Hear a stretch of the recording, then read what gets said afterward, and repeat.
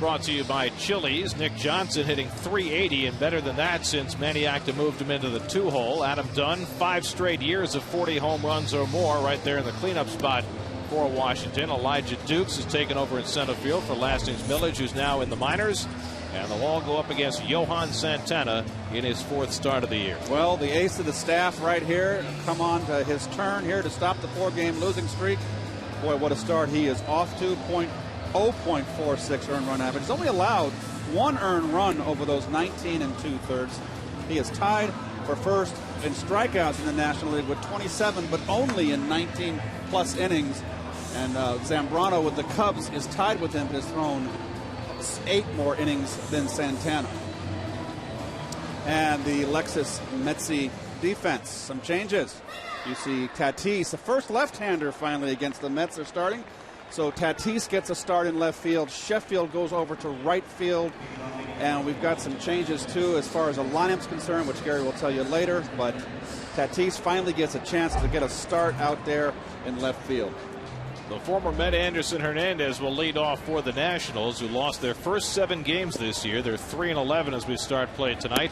And Santana's first pitch in for strike 1. Hernandez has taken over at second base, hitting leadoff, but he has struggled with the bat, hitting just .207. Mets sent him to Washington when they acquired Luis Ayala from the Nats last summer. 1-1 to Hernandez. Well, he had a hamstring problem, I believe, latter part of spring, and he kind of fell behind. And, you know, when he was a Met, he was a slick glove and no hit. Off speed, pulled foul, and it's 1-2 to Hernandez.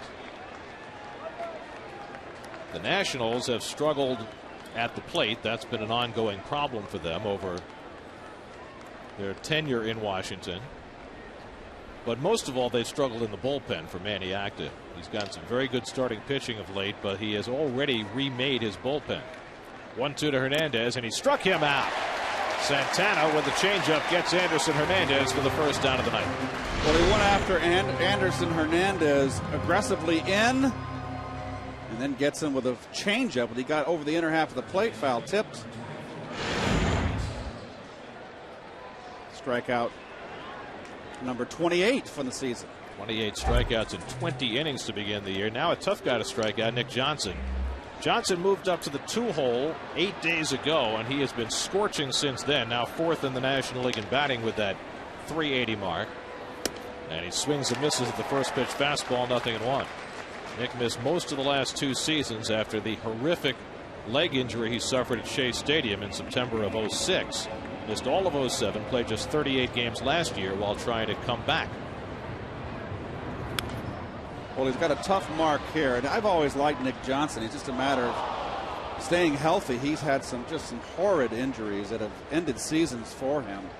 And of course, he's off to a terrific start. And since moving into that number 2 position in the lineup was April 16th, he has been hitting at a .464 pace. So Ryan Zimmerman on deck. 0-2 to Johnson. He struck him out. Fastball gets Nick Johnson, and Santana begins the night with back-to-back strikeouts. Up and in fastball right here. You see Castro with a high target. Had a lot of plate, but above the belt.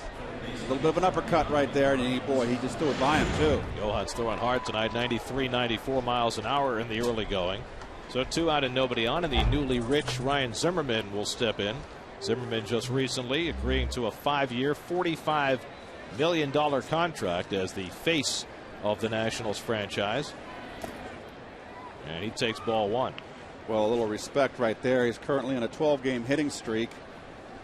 Over 53 at bats, hitting .302.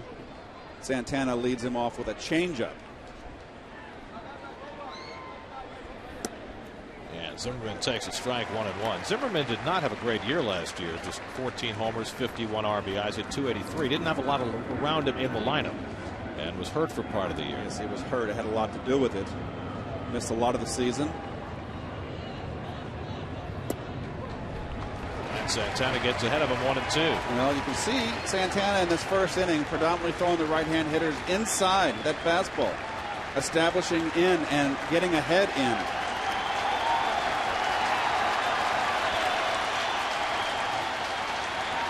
He struck him out. Johan Santana strikes out the side in the opening inning. Just what the doctor ordered for the Mets. After a string of poor starts, Santana sets the tone early, and the Mets have come to bat with no score. 8 more, though.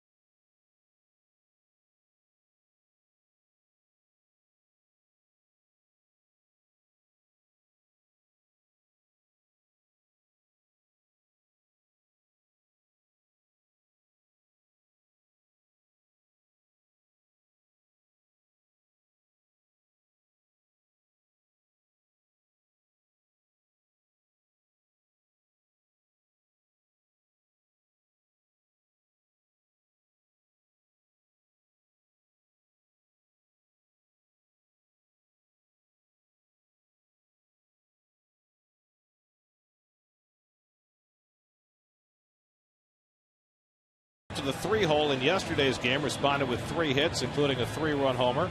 It is Carlos's 32nd birthday today. Happy birthday, Carlos, and he's leading the National League in batting.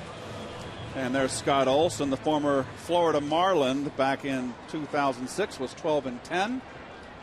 And he's off to a real rugged start. His last outing was a good one against his former mates. He went 7 innings, gave up 6 hits and only 2 runs. And things have been trending better for the National starters. Jose Reyes leads off. Jose has a hit in all 6 games played here at Citi Field, and he's got a 9-game hitting streak going overall. Yesterday, Reyes picked up his 940th career hit. Do you know what that means? It means he's going to get 1,000 this year. No. Well, it may mean that, but it also means that he now has 1 more hit than you had as a Met. Really? He passed you for 10th place on the all-time list. Oh, well. You're no longer in that top 10. You're in my personal top 10. Don't get me wrong. Well, you know, I think I'll survive. 2-1 to Reyes with Castillo and Beltran to follow. Mets have been getting off to fast starts. They've scored in the first inning in 5 of their last 7 games. And Reyes cranks one to deep left center field. That'll find the gap and go to the 384 mark. Reyes heads for second as Dukes plays the carom and holds Reyes to a leadoff double.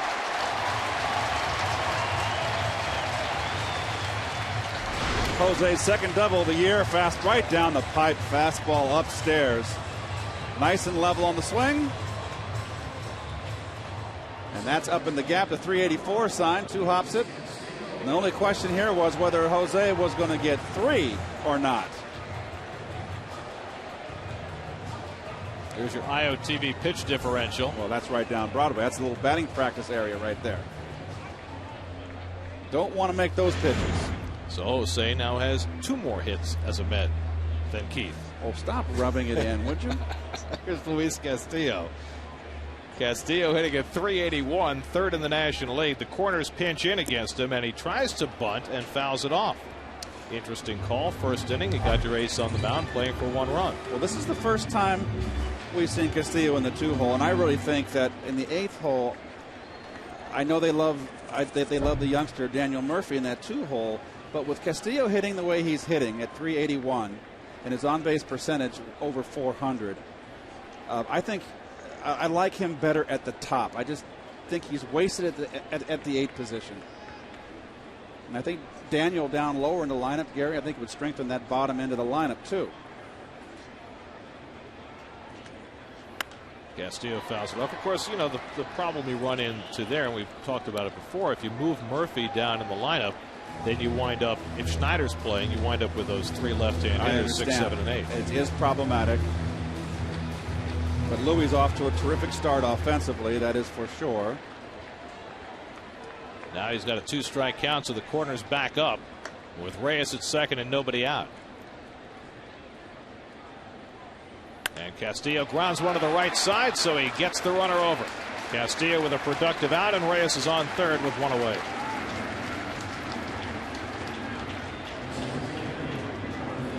And the Nationals defense, as you can see with Lastings, Millich being sent down, it's Elijah Dukes is in center field. They've made 7 errors, as you can see, in 2008. That's Adam Dunn out there, most by NL left fielders. And Zimmerman, of course, over there at third base. He can pick it. So now Beltran on his 32nd birthday will try and get the first run across, and he lines one to shortstop and caught by Gonzalez for the second out. Broken bat liner, and Gonzalez timed the leap properly for the grab for the second out. Well, this is like a changeup. It's a backdoor slider off speed that gets Carlos out in front off the end of the bat, but also it's an off-speed pitch to the shortstop. And you see a lot of guys jump too quick, and it's a base hit. But Hernandez has the right timing, and Olson's 1 out away from getting out of this jam. It always reminds me in that playoff game in Houston, Gary, in '86, when Mookie hit that soft line drive that just got out of the reach of the second baseman, Bill Doran, that kept our rally going there, our 3-1 ninth to tie the ball game. Now Delgado swings and misses at the off-speed pitch. Delgado just 3 for his last 20 after a strong start. Still 5th in the National League with 14 runs batted in.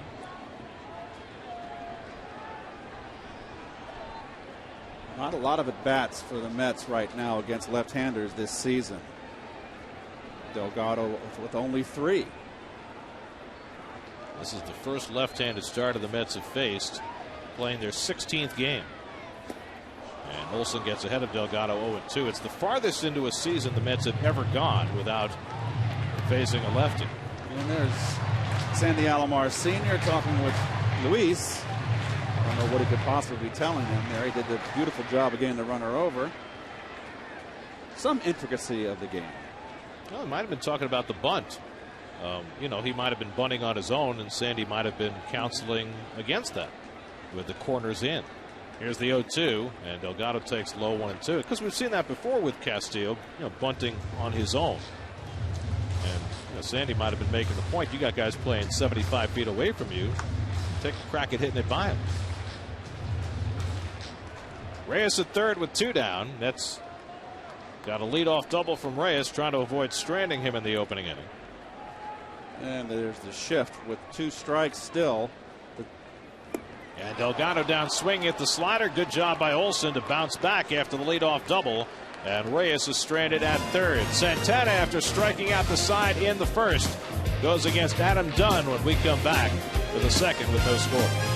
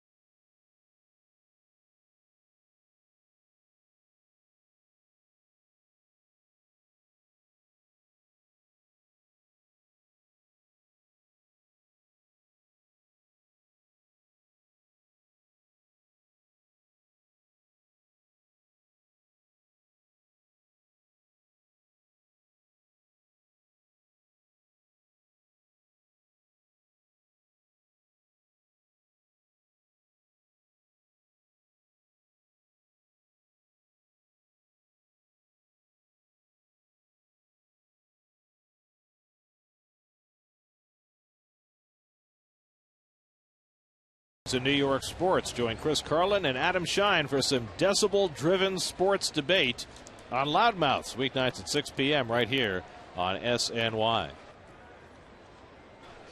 Adam Dunn leads off the second against Johan Santana, and Dunn takes a strike. Dunn signing a 2-year deal with the Nationals after finishing up last year in Arizona. And he is off to a good start. He's 5th in the league in on-base percentage. He always draws a lot of walks, always strikes out, but he's a boomer. He's hit 40 or more home runs 5 years in a row. Well, he's off to a good start in that category with 4, leading the league in walks with 17. Lifts one to shallow center. Beltran started back, now coming on, and it drops in. And Dunn is at first base. That was an odd play by Beltran. He got a bad jump here. He broke back. He thought this ball was hit a lot better, and he just realized he couldn't get it. So once he broke back, he just kind of casually jogged in to play it on the hop. And the Nationals have a leadoff base runner. Well, this young man right here, Elijah Dukes, if he can just control his temper and stay focused on being a major league player, boy, he's got a world of talent. Dukes hitting at .311. And he's been playing center field most days since Lastings Millage was sent to the minors. The Nationals began this year with a glut of outfielders and first basemen, and they still have a glut. They've got Josh Willingham sitting on the bench most days. But Millage was sent down. Roger Bernardina, a speedy young center fielder, came up, broke his ankle, so he's on the disabled list. So it's cleared the traffic a little bit. Austin Kearns waiting on deck. Yeah, Met killer Josh Willingham, the former Marlin, is on this national team, and he is not in the lineup tonight.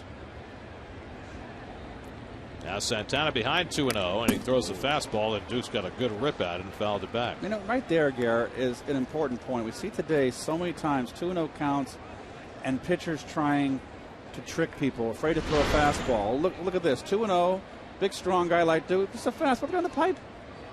Put something extra on it. I'll challenge you. And you know, there's the best pitcher, probably the best pitcher in the game right there. On 2-1, Dukes lays off the high fastball, and he held the swing in time. Jerry Davis with the call, and it's 3-1. Well, I don't think they'll run Dunn here. With Dukes has 13 strikeouts. That's a lot this early. We're a week away from May. And you've got the #1 strikeout pitcher in the league on the mound. But then again, a 1-run ball, a pitcher like that, you might want to try to manufacture runs. I don't think they'll run. 3-1, and again he challenged him, and he gets the 3-2. So 2-0 count and 3-1 count. 2 straight fastballs. To me, they're identical counts as our hitter counts. And he came right after him upstairs again.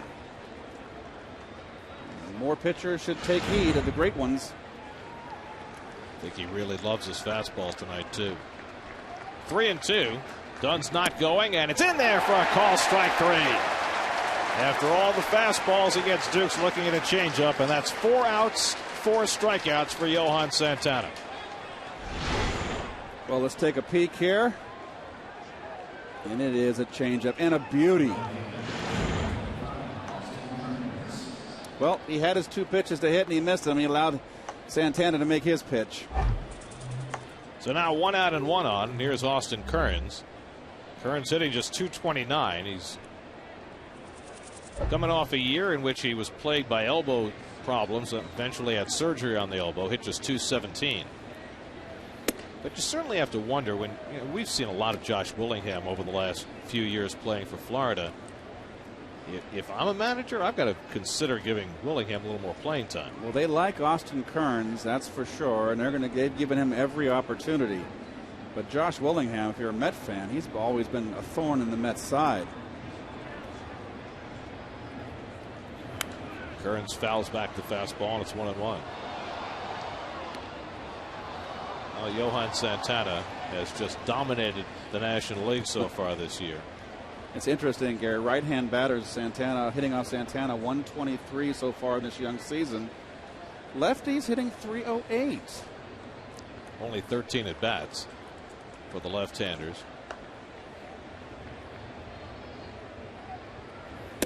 And the Fastball misses somewhere. Looked like knee high to me. 2-1. Knee high to a grasshopper.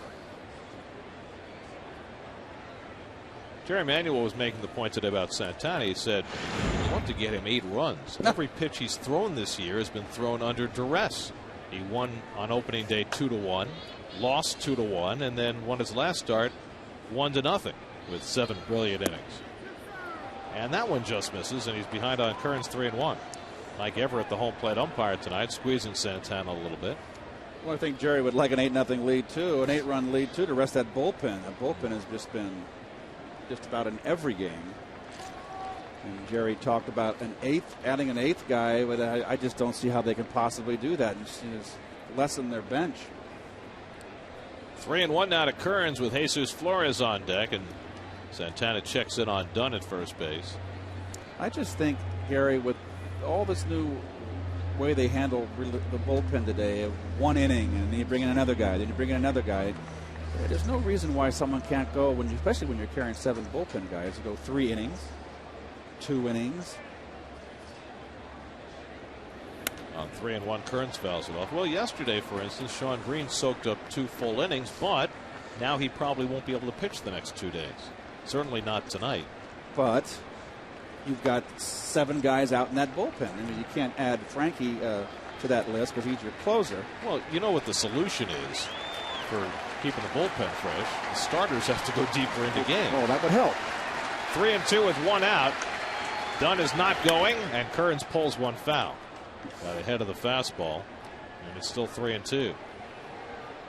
Well, Kearns, the book on Kearns is to pitch him inside, and he will tend to swing at the bad pitch inside too, so a pitcher can expand the strike zone in on Austin. He's had all sorts of wrist and elbow problems throughout his career. Santana has registered each of his first 4 outs via the strikeout.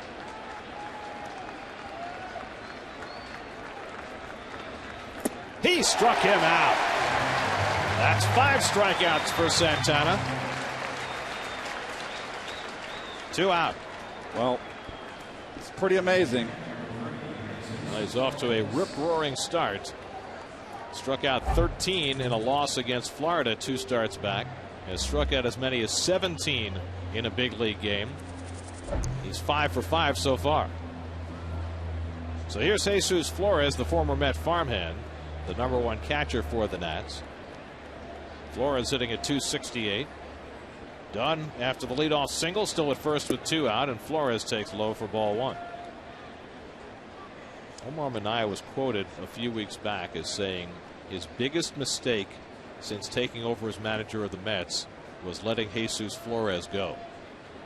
He was left off the 40-man roster, and the Nats scooped him up as a Rule 5 pick, and he is a great young talent.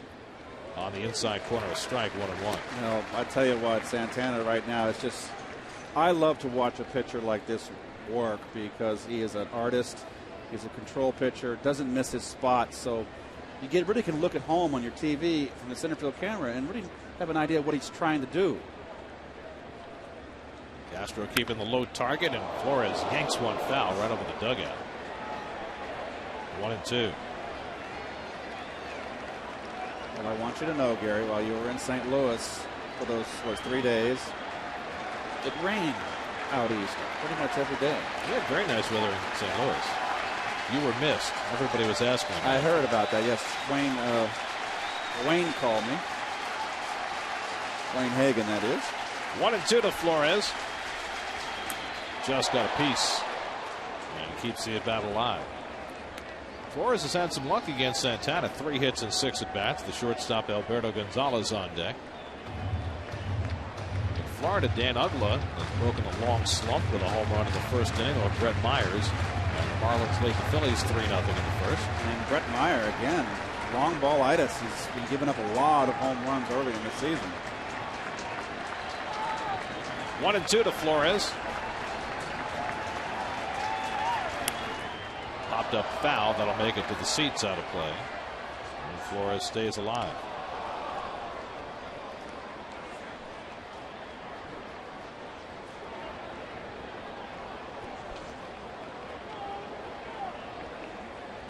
It has become event baseball in New York when Santana takes the mound, much like it was in the days of Tom Seaver and Dwight Gooden, for a while with Pedro Martinez. It's a big event when he pitches. And Flores giving him a good battle. He's fighting off some tough pitches right there. Fought off a couple changeups, and there fights off a fastball in. After 2 straight changeups, Santana comes inside corner and he fights it off to stay on the at bat.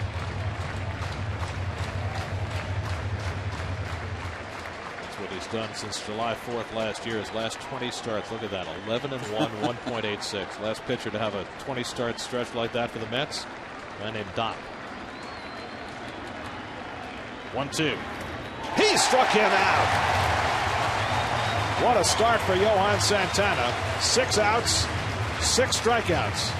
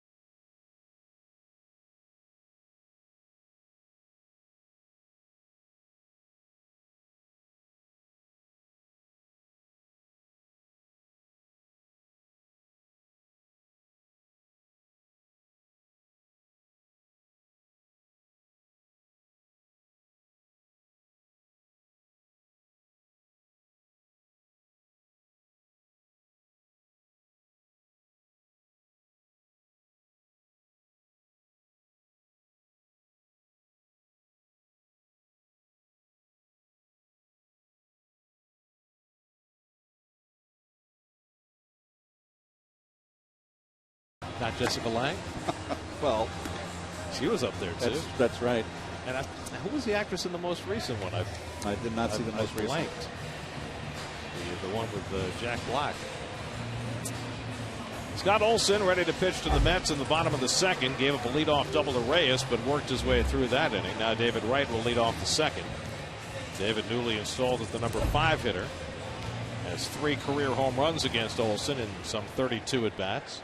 The Mets have seen more of Olson over the last 3 years than any other pitcher. He made 13 starts against the Mets the last 3 years and has only 1 win to show for it. Wright takes a strike on the outside, 0-1.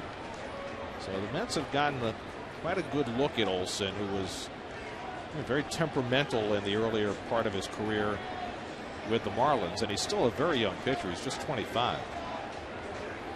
Wright fouls it back. He didn't have a great year last year for Florida, but he had a better year. He went 8-11, ERA of 4.2, and he seemed to mature a little bit. He wasn't as temperamental as what we had seen in the past. It wasn't quite as easy to rattle. 1-2 to Wright on the outside corner. You got him looking at a changeup. So Olson with his second strikeout. That's the first out in the bottom of the second. Well, David, who comes into this game this season, the .338 lifetime hitter against lefties, gets a backdoor slider in a pretty good spot right there. And it's been a struggle for David. He is not right, and that's not a play on words, as there's Gary Sheffield stepping into the plate. He's getting a lot of pitches, and David said it in the paper too. He's aware of it. He's getting his fastball to hit, and he's not getting the barrel of the bat. He's missing it, and then allowing the pitcher to make his pitch. Well, that's 18 strikeouts now for David, just 1 shy of the league lead. And that's too many. Well, here's Sheffield, and Gary takes a strike. Sheffield's batting average is just 111. He's 2 for 18, but he scorched a couple of balls yesterday. That great catch by Rick Ankiel in right center field, and then that hot shot he hit to third base as well.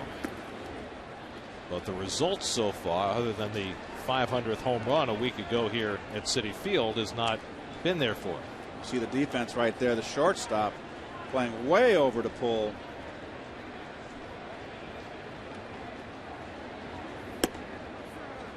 And Sheff still got the quick bat. Yeah, I watched him over the weekend on TV, and it looks like he likes that ball middle in. He's looking middle in, and the pitch away right now is giving him trouble. Chefs. We saw them back in Gary's Atlanta days. Lifts this one foul off the left side. It's not the Food Network, is it? It's just NY. Oh, this is a fan club for Mr. Sheffield. You wouldn't want them to stay in the cupboard, would you? I'll tell you what, my wife would love that shot. I hope she's watching. Lord knows where she is. She'd love that because she loves to cook. She is a gourmet chef. So she can stand the heat. Yes. Living with me? I think so. 2-2 to Sheffield. Pulled right where the shortstop should have been, and into left field. So Gonzalez cheating toward the hole, and Sheffield scorched it to the general shortstop position. Ball came up on Anderson. I'm sorry, on Alberto Gonzalez.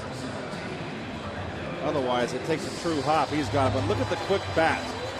And Sheffield always stays so level on the pitch from the belt up, Gare, and that's why he's the hitter that the great career he's had. Well, there's no question he's hitting the ball hard right now.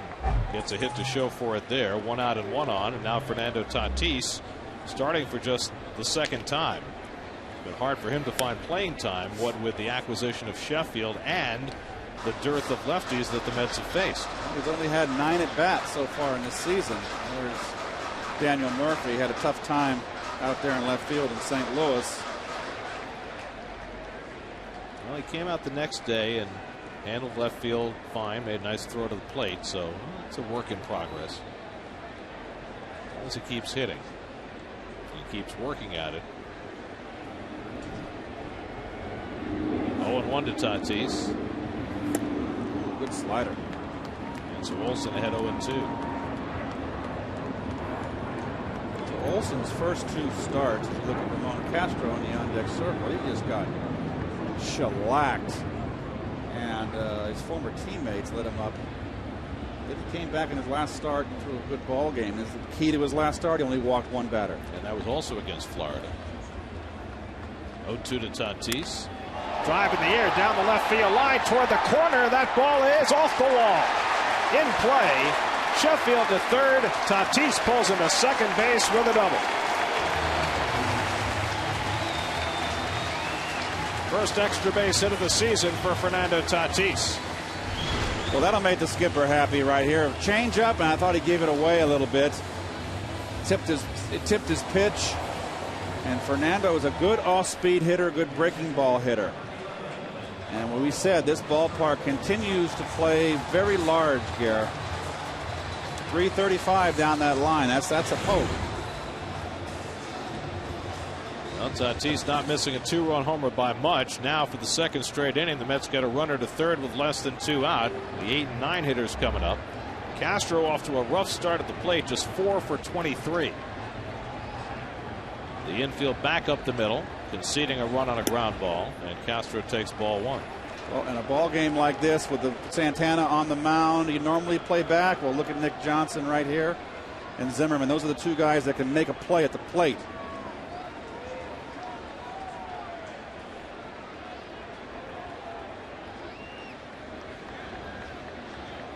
One to 0 to Castro, and he watches away, so Olson pitching carefully here with the pitcher on deck.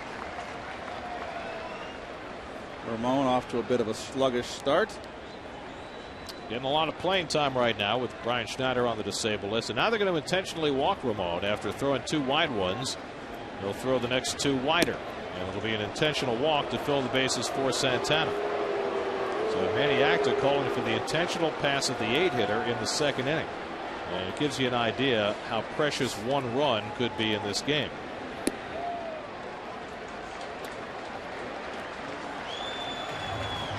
So they'll set up the double play possibility with Santana coming up. Well, Santana swings a very good bat. He's a natural, and he can run. Tough man to double up. See the lifetime batting average, 167. He's 0 for 5 this year. Oh, by the way, I just got texted by my wife. It was Naomi Watts. That was the good call. Being the third damsel in distress. Yes. Femme fatale.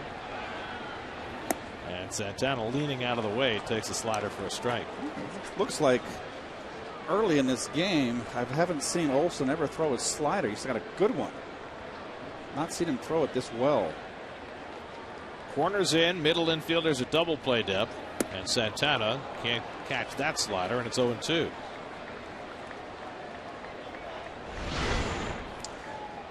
So he's got the downward tilt to it. That's what makes it such a good pitch.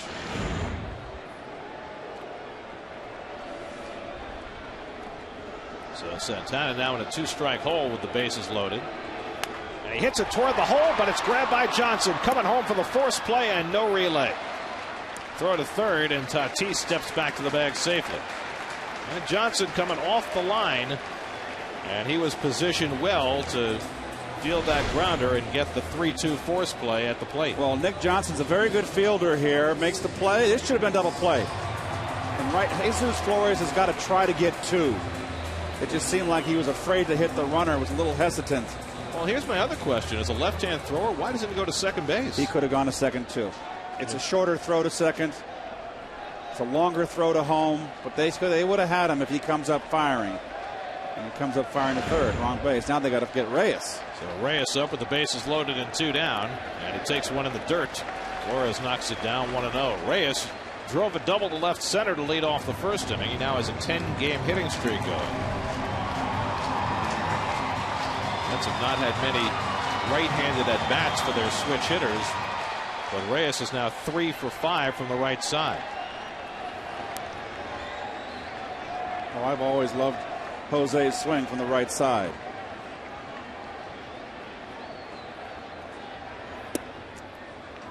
And Olson gets a strike, 1-1.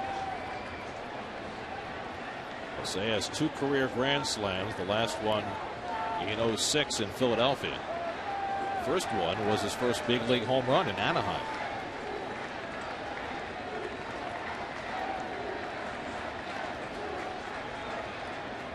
One from Olson, and he misses low and away.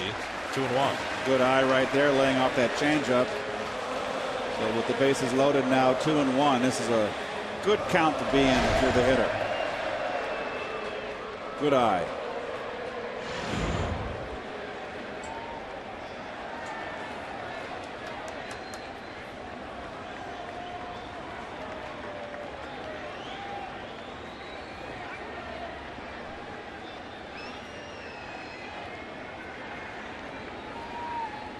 Two-1. Reyes pops one up in foul ground. Johnson hoping for a play near the dugout, and he has room to make the grab, and the Mets are turned aside again. Mets had the bases loaded with 1 out, but do not score. And now Santana, who has been just brilliant early on, will go back to the mound with no score.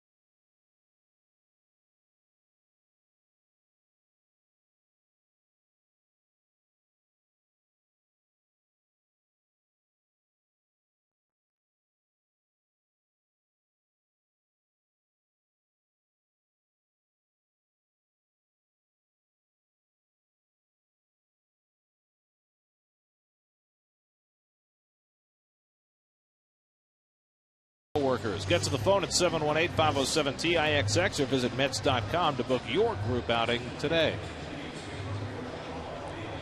Let's check out our Aflac trivia question for tonight.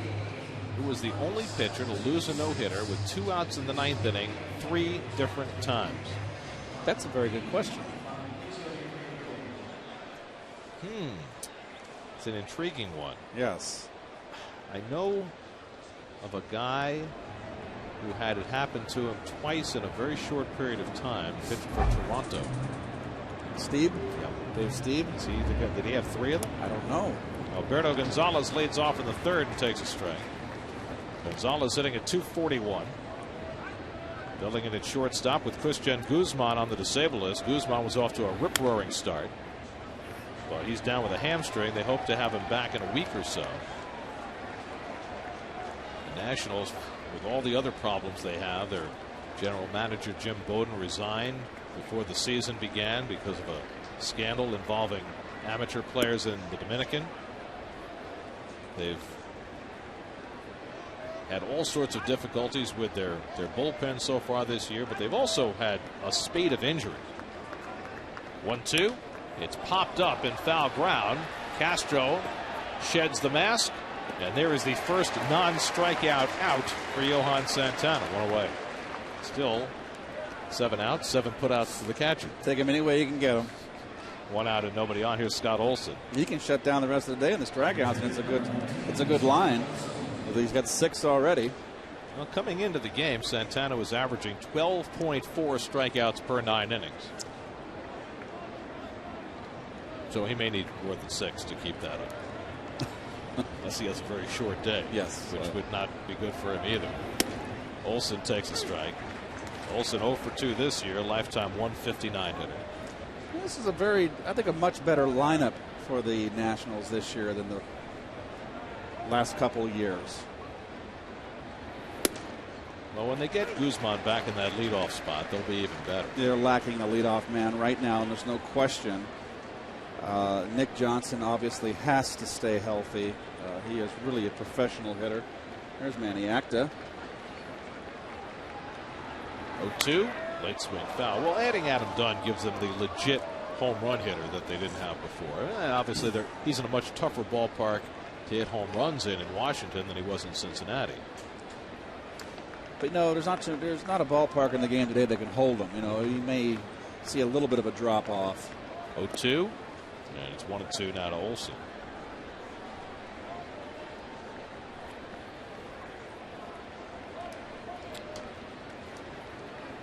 Anderson Hernandez waiting on deck.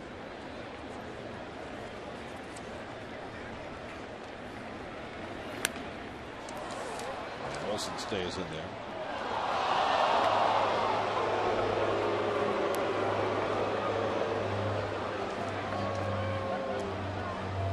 Santana's had 5 career starts against the Expos/Nationals, and he's 4-1. This is the Nationals' first game at Citi Field. In there for a call, strike 3. Well, that is 7 strikeouts, first time through the batting order for Santana. They may run out of those Ks. The old fastball in. Oh, it was a changeup. Excuse me. Got him out in front. Well, Santana has been as good as you can possibly be. The problem, of course, has been the rest of the starting staff. ERA over 7 as Hernandez takes ball 1. In fact, each of the individual starters, Maine, Perez, Pelfrey, and Livan Hernandez, each of them has an ERA over 7. Well, Pelf will pitch tomorrow, and he skipped the start because of the tight elbow. But in 10 innings pitched, 6 walks. Oliver Perez, 15 innings pitched, 12 walks.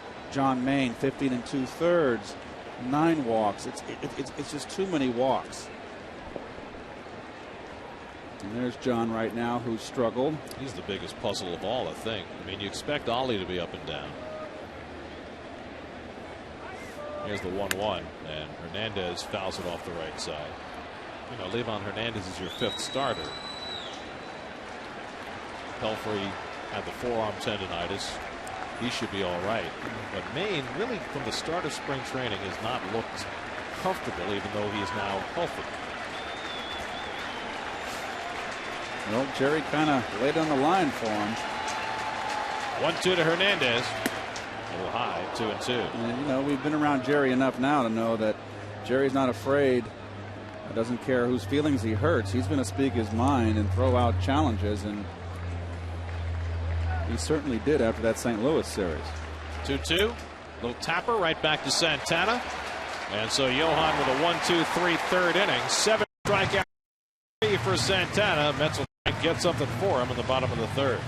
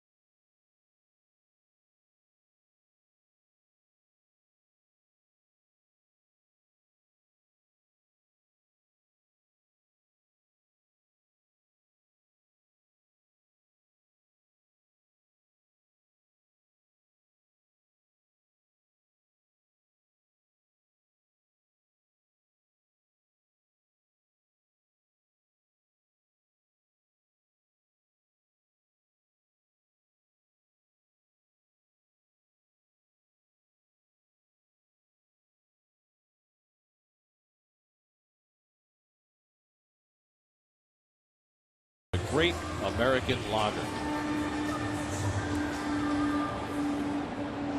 Luis Castillo leads off the home third for New York. Castillo had an advancing ground out in the opening inning. That's about a runner to third with less than 2 out in each of the first 2 innings, but have been unable to crack through against Scott Olson. And both corner infielders for the Nationals playing in. Castillo takes a strike. Got pretty good defense, the Nationals, on this infield, with Zimmerman and Johnson at the corners and up the middle with Gonzalez and Anderson Hernandez. Castillo drives one in the left center field, a base hit. Dukes goes over in the gap to cut it off. Castillo takes a turn and holds on. Nicely played by Dukes to hold Castillo to a single. Or Lou is a different hitter as a right-hand batter, isn't he? He's got more pop. And this is a pitch. Oh, a slider hanging right down the pipe, and he jumps all over. And look at him hustling down the line. Now he's not running like he used to, and it still kind of looks painful to watch him. But he's moving around much better this year. So here is Beltran, who hit the soft liner to short in the opening inning. Carlos began the day hitting over 400 and leading the National League in batting. Hit the 3-run home run yesterday late in that ball game in St. Louis, and the other home run came off a left-hander. Well, he had 2 hits yesterday against Kyle Loesch, the pitcher against whom he has the best batting average of anybody. And Olson, he's also tattooed over the years. Snap throw by Olson in the dirt. Well, the Mets have been very unkind to Olson over his young career. He's 1-5 in 13 starts against the Mets.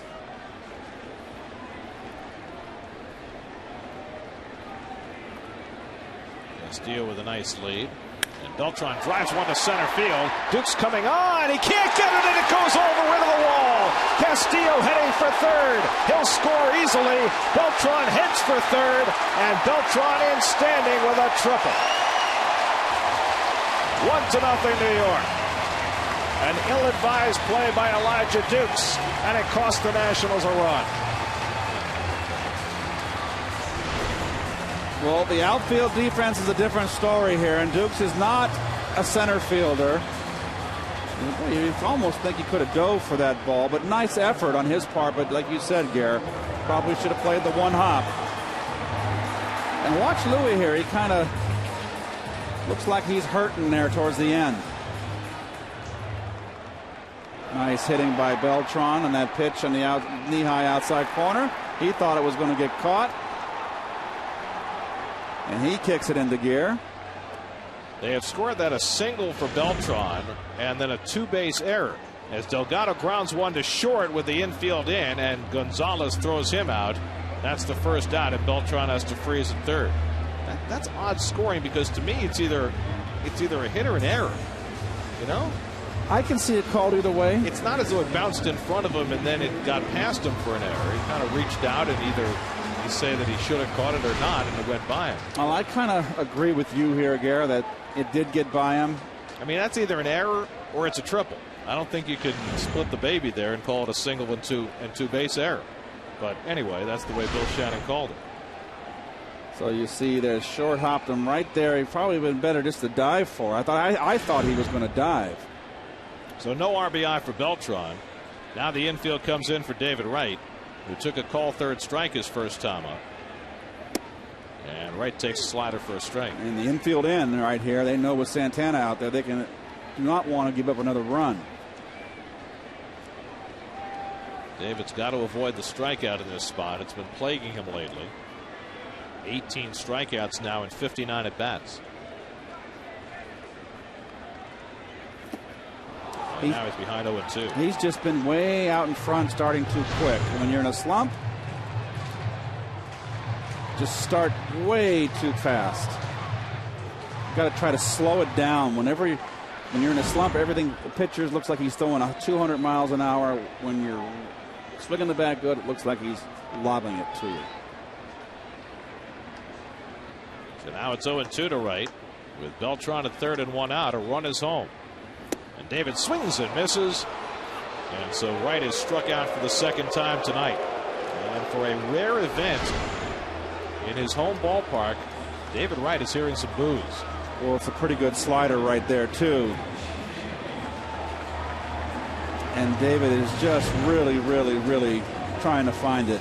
For as much venom as fans at times have turned toward this team over the last couple of years, you very rarely have heard boos directed at David Wright, but he heard them just now. So here's Sheffield with a runner at third and two down. Sheffield single to left his first time up, and he takes a slider for a strike. Olson loves his slider tonight. Mets are already 0 for 7 with runners in scoring position in this game.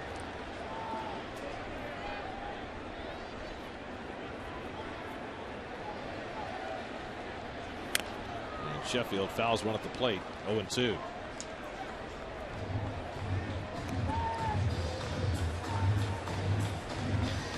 Another nice crowd here at Citi Field. It's a beautiful night. Santana pitching. Start of a homestand. Should have great weather for the 2 day games tomorrow and Sunday.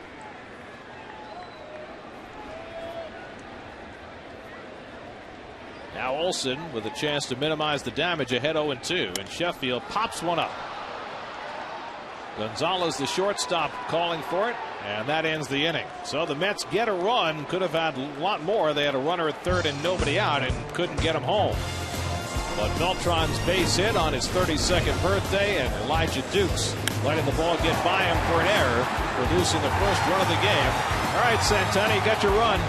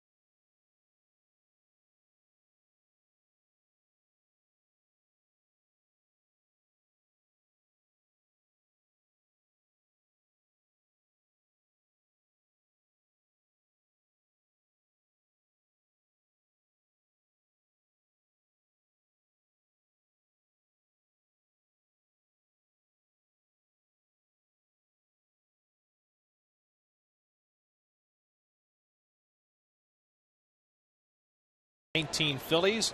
Santana, the first Met pitcher since that game to have 3 strikeouts in each of the first 2 innings. He also struck out 1 in the 3rd, so he had 7 as he faces Nick Johnson leading off in the 4th, now with a 1-0 lead. And the way things have gone for Santana so far this year, maybe all he gets. Won 2-1 on opening day, lost 2-1 to the Marlins, and then won 1-0 against the Brewers last Saturday. There's a strike to Johnson, 1-1. Johnson struck out his first time up. I wonder how many those folks brought with them. I mean, do they have an adequate supply? I think it's an issue. Johnson takes the fastball in tight, 2-1. Just a quick note on the 6 strikeouts to begin a game for Santana, the first 2 innings. Last guy to do it was David Cone, my old buddy. Johnson pops it up. Reyes retreating. And he's called off by Tatis. 1 away.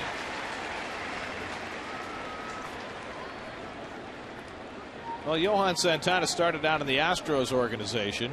He was picked in the Rule 5 draft by the Marlins and then traded the same day to the Twins. That was a prearranged deal after the Astros left him off the 40-man roster. And you might say, well, why would they do that? Well, look at his minor league numbers. They're not particularly impressive. 24 and 23 and a 4.5 ERA. And Zimmerman pulls one foul. And even when he got to the Twins didn't exactly know what to do with him at first. They worked Santana out of the bullpen early in his career. The first 2 years, 2000 and 2001, he had 30 games, only 5 starts. 2001 had only 4 starts in 15 appearances. In 02, he had 14 starts in 27. In 03, he was only 18 and 45. And then 04, they stuck him in the rotation. Yeah. And in that first year, 20 and 6. It was about time. 0-2 to Zimmerman. Line shot, base hit. Moving toward the gap to play it is Beltran. Zimmerman takes the turn and he'll hold on. So Zimmerman with a 1-out single. The second hit off Santana. Well, that's a 13-game hitting streak now for Ryan. And he is just off to a good start. Changeup meant to be away and got it too much in. Nice hitting. Bullet. And a good job by Beltran to make sure he didn't stretch it. In his last start, Santana gave up 5 hits, all singles, didn't walk a batter, and no Brewer got past first base. Well, there's been no Nat past first base yet tonight. Adam Dunn had a pop fly single his first time, and he takes a knee-high fastball for a strike. And Dunn handles left-handers well. He's hitting 300 so far in this young season against them. But he stays in, and he has a very good eye at the plate. He's always draws a lot of walks. And you make a mistake, he'll make you pay. 17 walks this year, leads the National League, but now he's behind in the count 0-2. You got him looking. 2 straight fastballs away, and there you see his power numbers and his ranking over the last 5 years. How many runs would I have driven in, Gary, if I hit 40 home runs a year? 206 home runs, second to Pujols. Jeez. Over the last 5 years. 0-2 to Dunn. Just got a piece. Well, Santana's thrown 59 pitches now, and 43 of them have been strikes. He has been spot on, and you know what? Predominantly fastballs. Well, he's liked his fastball tonight. Olsen has liked his slider. That's got an unearned run in the 3rd, and Santana's going to go right back to the fastball. Hit down the left field line foul. He's pitching upstairs with his fastball, Gary. He's been consistently around the letters. And then that makes that changeup so much more effective because he does throw the sinking change. And there you see that is just outstanding. 44 strikes in 60 pitches. If you're 2-1 with your strike to ball ratio, you're doing a good job. And Santana is nearly 3-1 tonight. We'll see what Ramon wants to offer here. Fastball up. He wanted up out of the strike zone. With the tying run at first and 1 out. Popped it up.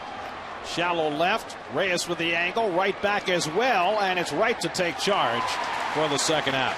Not an easy play for David with that ball hit directly over his head. That would have been a ball you really want the shortstop to take if the left fielder can't come in and get it.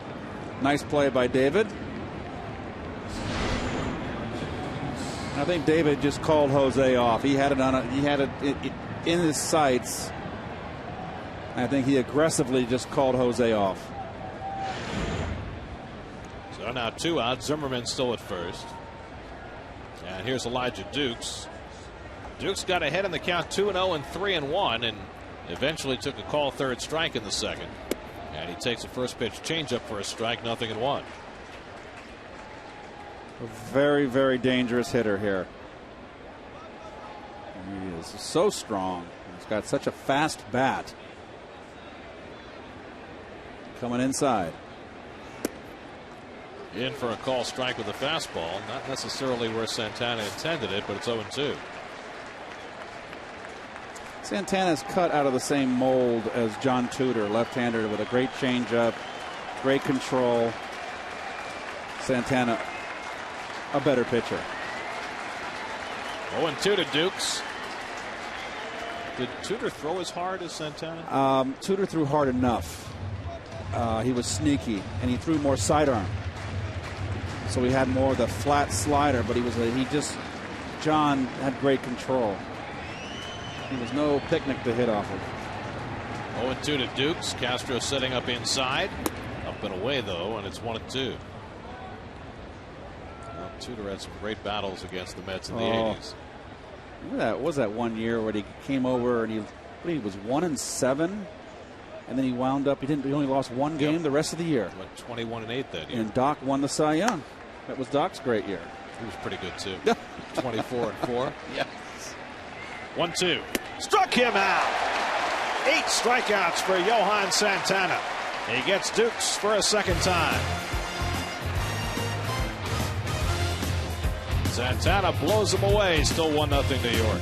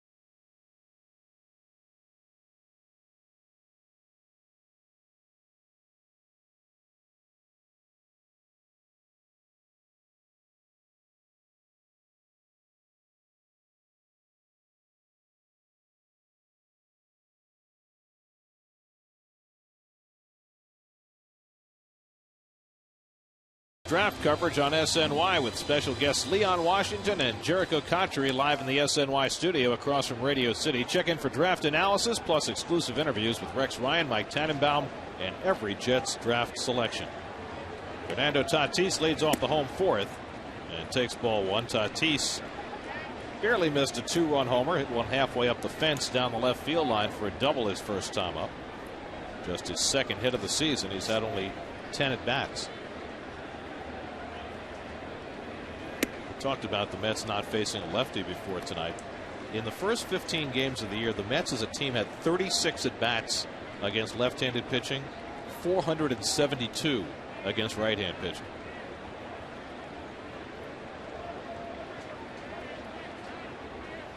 It's going to be interesting to see how Jerry handles Tatis's playing time going forward.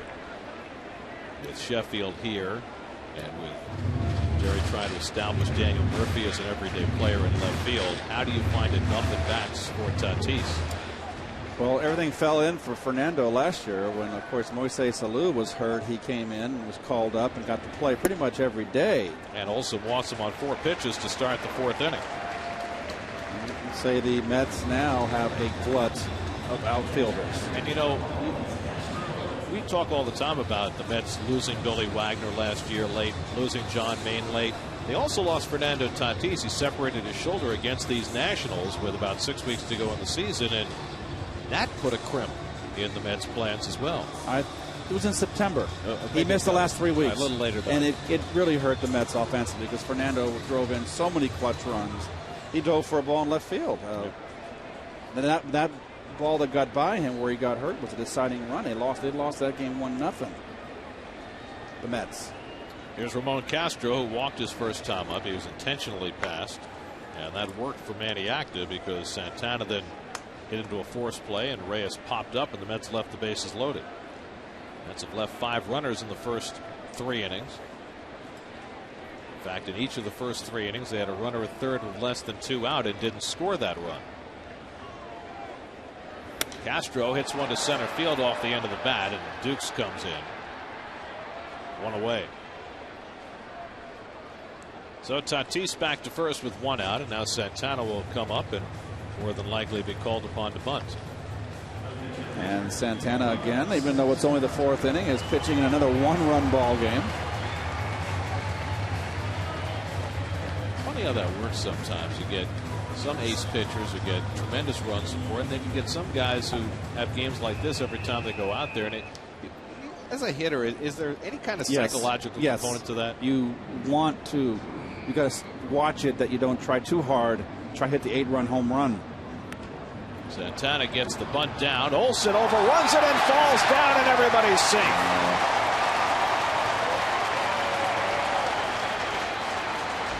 Well, he's thinking of tagging Santana, and it's not the right play.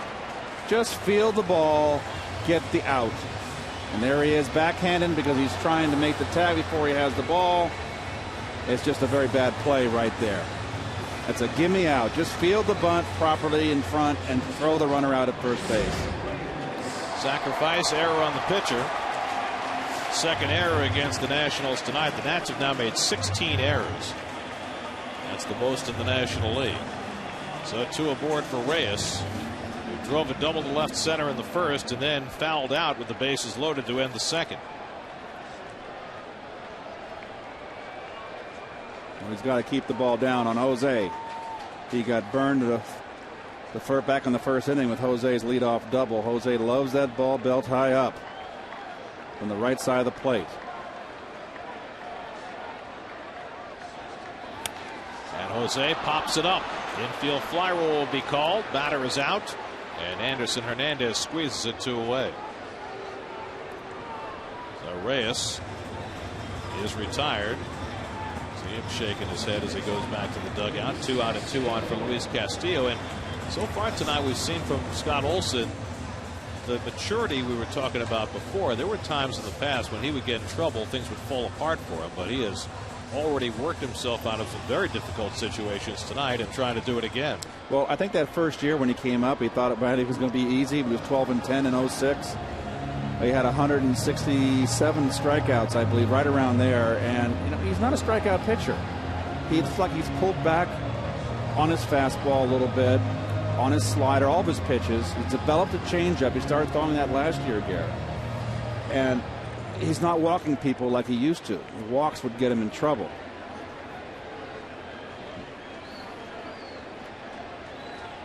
And he's got to keep the ball down to this guy, too. Luis, big high ball hitter, right-handed. Castillo is 1 for 2. And it's taken for a strike. Well, they've changed the scoring on Beltran's ball in the 3rd inning, the one that Dukes misplayed. They have now changed it to a triple. I think that's a correct. So it becomes an RBI for Beltran and an earned run against Olsen. I think that's the correct scoring, Garrett. Well, I think it's only proper. After all, it's Carlos's birthday. Castillo takes in the dirt, knocked down by Flores, 1-1.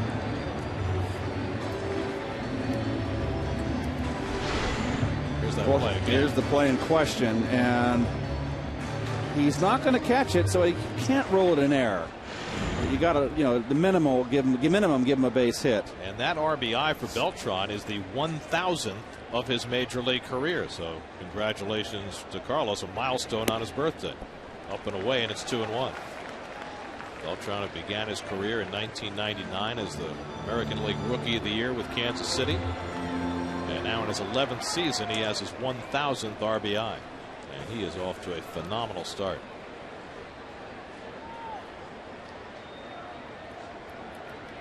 Two and one to Castillo with 2 out and 2 on.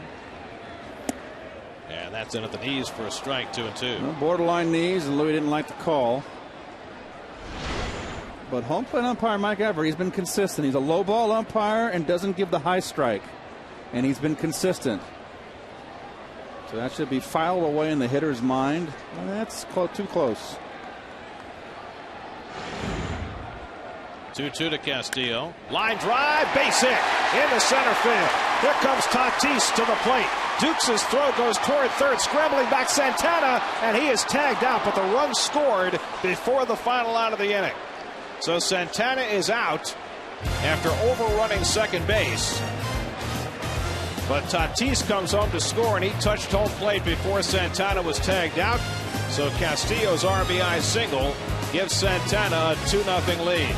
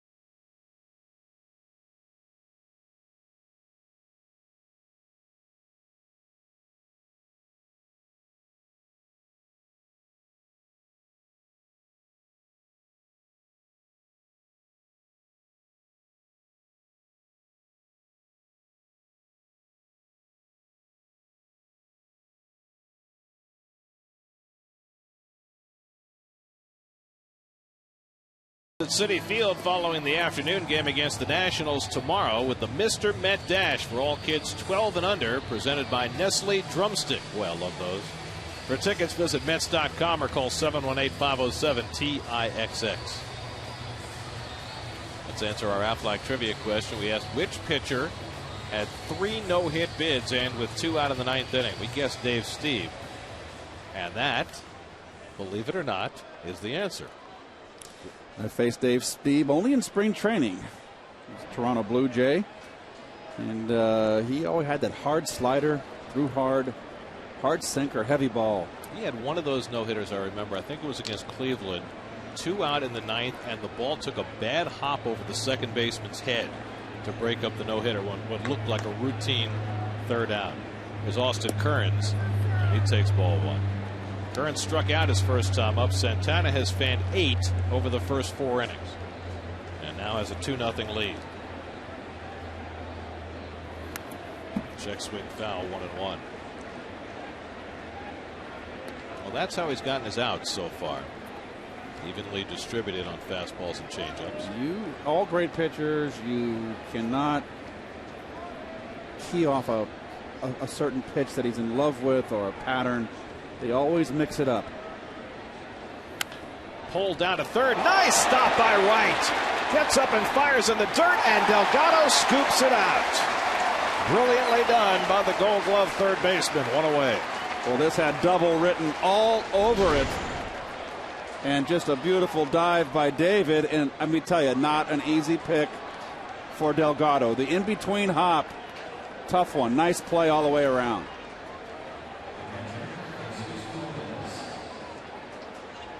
That's why they call it the hot corner.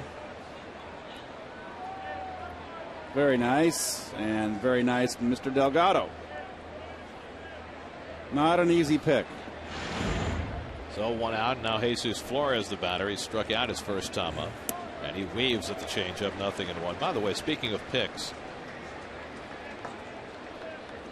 did you see the one that Pujols picked up the other day? As you look at Santana's reaction to that play, I did not. One that he caught at his chest with two hands, and Ronnie, of course, invoked your name. I hope in a very positive manner. Nothing but. Tell you what, David Wright has made so many of those tremendous diving plays over the last couple of years. He's had some tough plays a lot this season thus far, and he's throwing his throwing over the last week and a half has been much better. Mm-hmm. Oh, he's coming over the top more. He's coming over the top. He's letting it go. For more on David Wright, let's check in with Kevin Burkhardt. Kevin? You know, guys, Wright really works a lot on his hands and making them quicker, and you wonder how he does that. Well, he works with Sandy Alomar Sr., who basically gets Wright on his knees and hits him fungos, so he can't use his feet.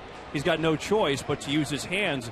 You know, and he hits some hard shots at him, so he's got to use his hands to defend himself, to go a little left, to go a little right. So basically, he just gets on his knees and fields vicious fungos from Sandy Alomar Sr., but he says it really helps with the reaction time because he can't cheat with his feet, guys. And that's a very good drill for David and third baseman. Broken bat liner toward the middle, and a base hit for Jesus Flores. So at the cost of a bat, Flores has the third Washington hit. Well, let me tell you, that ball gets by David. It's a 2-1 ball game right now. Fastball in, and it is in, and he breaks his bat. Sometimes you got to tip your hat. You know, but getting back to that drill, Garrett, you wouldn't do that drill with your second baseman or your shortstop because they're playing deeper. But the fact that a third baseman is called the hot corner, and a lot of times where David's playing right now you haven't got time to react. So that's a very, very good drill for a third baseman. And it's interesting that Kevin brings that up because that last play, David didn't really step to the ball. He kind of slid to the ball as though he was playing on his knees, and it served him well.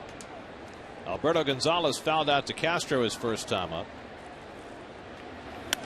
He flares one to the right side, and that'll sneak through for a base hit. Flores to second. He'll stop there as Castillo runs that ball down. So a couple of very soft hits for the Nationals, and they have two men on. First time in his last two starts that Santana's had a runner at second base.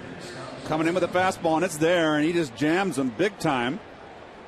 But when you inside out like that, and you stay level with your bat, you can keep on a line drive or a ground ball out there. If it finds a hole, it's a base hit. So David's play right now looms very large.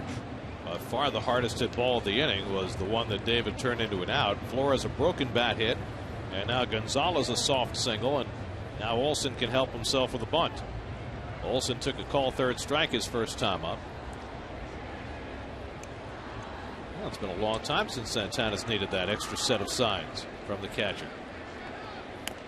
Bunted nicely by Olsen, forces the third baseman to handle it, and Wright throws him out. Sacrifice goes 5-4, moving the runners to second and third. Well, beautiful bunt by Olsen, properly down the third base line. Watch his bat out in front of his body, kids, and level. Not perpendicular, of course, horizontal to the ground. And it's right at the perfect spot because Delgado and Wright were breathing down his neck. So now Anderson Hernandez, who has struck out and hit a comebacker. Santana with his first key moment in this game with the tying runs in scoring position and 2 down. And the former Met Hernandez overmatched with that fastball, 0-1. Well, he wanted to get it in, and he missed on the other side of the plate. Well, he right down the middle and up, but blew it by him.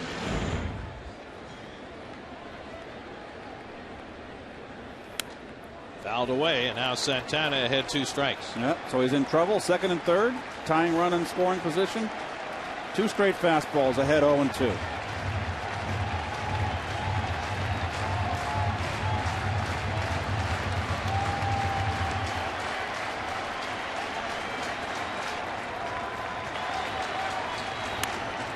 Fouled away. Anderson Hernandez spent parts of 3 years with the Mets. In fact, he was their opening day second baseman back in '05. But he hurt his back and never hit a whole lot.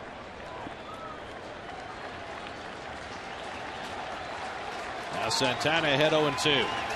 Grounded right back to Johan. And so his first jam of the game, Santana emerges unscathed. David Wright helps him out with a beautiful Gold Glove play. And the Nats do not score. Still 2-0 New York.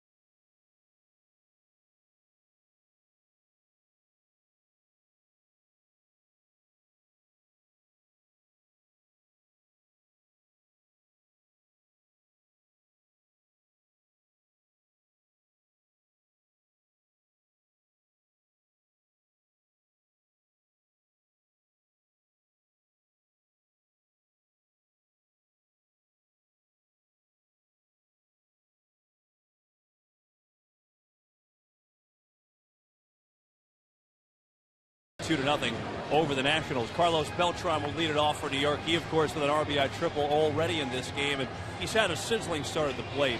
I had a conversation with him and asked him, at this point of your career, what are you looking to do better? What can you get better at? And he said, well, I'm always looking to get better in every area. I'm really looking to get better and have a better approach at the plate, but I never have really offensive goals because I always feel like if I'm healthy, my offense will come. And, some years it may be more home runs, some years it might be more RBIs, but I feel like offensively I will produce if I am healthy. Guys, one thing you could tell, though, having this conversation and talking to Carlos in general, he takes so much pride in his defense, and maybe because we see him every day, we almost take it for granted a little bit. But every time I kept going back to that question, he said, my goal, no offensive goals, but my goal is to be the best defensive center fielder in the National League. I kind of already think he's there, but he really takes a lot of pride in that part of the game. Guys? Well, I think he certainly has solidified himself as that. He has had a tremendous run of it in center field. He's won the Gold Glove the last 3 seasons and has deserved that. Well, he had that incredible playoff with the Astros before joining the Mets. And he takes ball 1 from Scott Olson. Carlos picked up his 64th career triple in the 3rd inning. The ball that eluded Elijah Dukes and drove in the first run. And Olson falls behind him 2-0. Keith, I'd like to know your take on this. He said one of his things when he was talking about one of the reasons he doesn't have the offensive goals because he feels like it could make you do strange things at the plate. In other words, if you set yourself that you want to have 35 home runs, he almost feels like you could change your swing a little bit to try and attain that goal. I agree. If you set your sights up too high, and then for Carlos, if it's 30 home runs, okay, that's a lot of home. He's capable of that. But say you're in July and you only have late July and you only have 18, then you can start pressing to get that goal. And I think that might have happened in Carlos's first year as a Met. He got off to a slow start. He had some injury issues and was never quite right. And I think he really did press the second half of that year. He hit just 16 home runs, but then that second year in 06, 41 homers, 116 RBIs, tied the Mets club record for home runs, and he was on his way. I just think that was a big year for him to get used to playing in New York. Pops this one up, and Nick Johnson has the call. And Beltran retired, one away. It's an adjustment to play in New York. And, you know, when I came over in mid-season in '83, Gary, you know, you're kind of picking the season up in the middle. The Mets were in last place. There wasn't a whole lot of pressure. But, you know, the next year was '84. Well, I was a little bit nervous going in, you know, and I'd had some great years. And it doesn't go through your mind. Now you're playing in the Big Apple, and you're starting from April. Here's Delgado. Yeah, he takes a strike.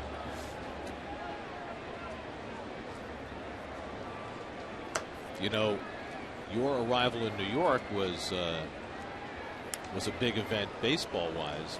But last week, New York Magazine did an entire spread on people arriving in New York and their impressions and how they adjusted to the big town. And you were prominently mentioned in there. That was kind of like a People magazine kind of story. You know, it was amazing playing here, and you know, it's a whole different. It is a whole different ball game playing in New York as opposed to anywhere else. So.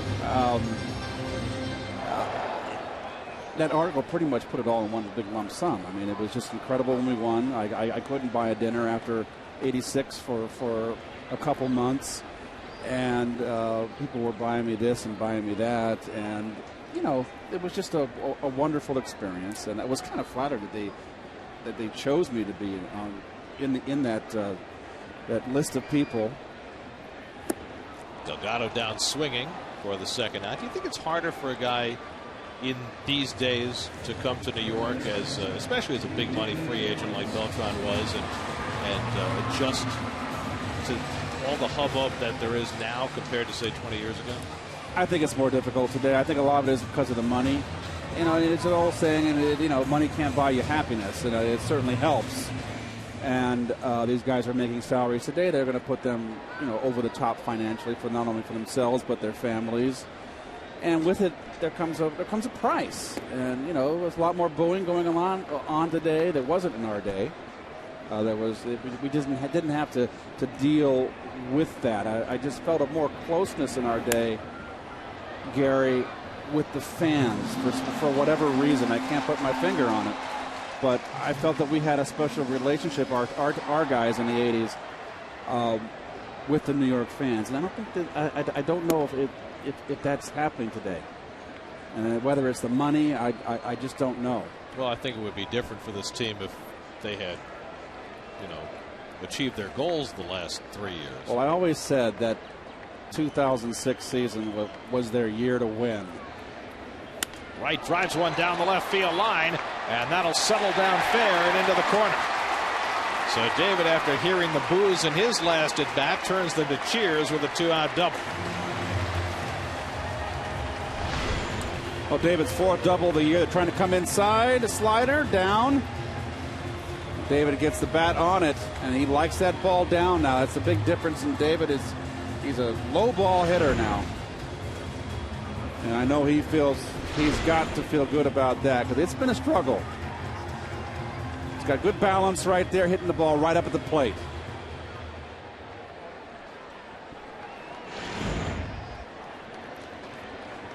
So Wright is at second with 2 down. And now Gary Sheffield will try and get him in. The Mets are 1 for 10 with runners in scoring position tonight. Castillo and the 2-out hit in the fourth that played it a run. Sheffield has singled to left and popped to short, 1 for 2. That's now with 7 hits off Scott Olson. And it's knocked down by Flores, 1-0.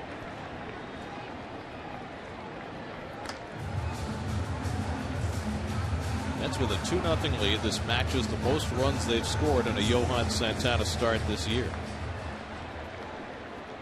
Mr. Met, that'll make Tom Seaver happy. He makes friends wherever he goes. He's a popular guy. He has a ball. Oh, he is a ball. Sheffield lifts one to deep left center field. Back goes Dukes near the warning track with Dunn, and Dunn makes the catch. I'm telling you what, there are a lot of baseballs going to die in the gaps at Citi Field. Sheffield victimized there. Right with a 2-out double, but the Mets strand one.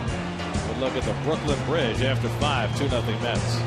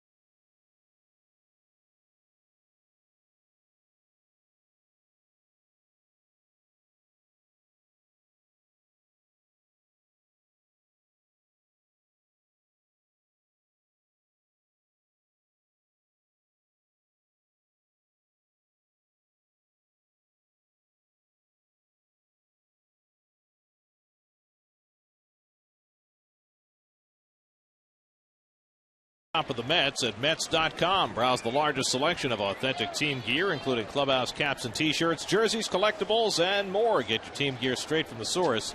Shop the Mets.com shop. Nick Johnson leads off the 6th inning against Johan Santana and takes a slider for a strike. Johnson has struck out and flied to left 0 for 2. Johan struck out 3 in the first and 3 in the second. He has only 2 since then, so 8 through the first 5 innings. Interesting. The 3rd time through the lineup now for Johan, and leading the first 2 pitches to Johnson. Sliders. Driven toward the left field corner by Johnson near the wall, and it's out of here. Wow. Nick Johnson with an opposite field home run. His first home run of the season, and it cuts the Mets lead in half. It's 2-1. How about that? Wow. That's showing some opposite field power right there. Well, this is the area where the ball flies in this ballpark, down both lines. And Johnson hitting it over that angled fence right over the Delta sign for a home run. Fastball away, and it is away and up. Johnson just goes right with it. I'm impressed. Not sure why the umpires had a question about that ball. It was clearly a home run. So the first home run Santana's given up this year cuts the Mets lead in half. And now that 1 for 11 with runners in scoring position for the Mets is looking larger as you look at the pitch differential. A little bit of the plate, not much. I tell you what, you got to tip your hat right there. Well, Nick is not known as a home run hitter. And that time taking it the other way. And that's the first home run Santana has given up this season. Johnson hit 23 for the Nationals in 06 before he got hurt. Fly ball down the right field side, slicing and foul. Zimmerman running it out. He'll come back with an 0-2 count.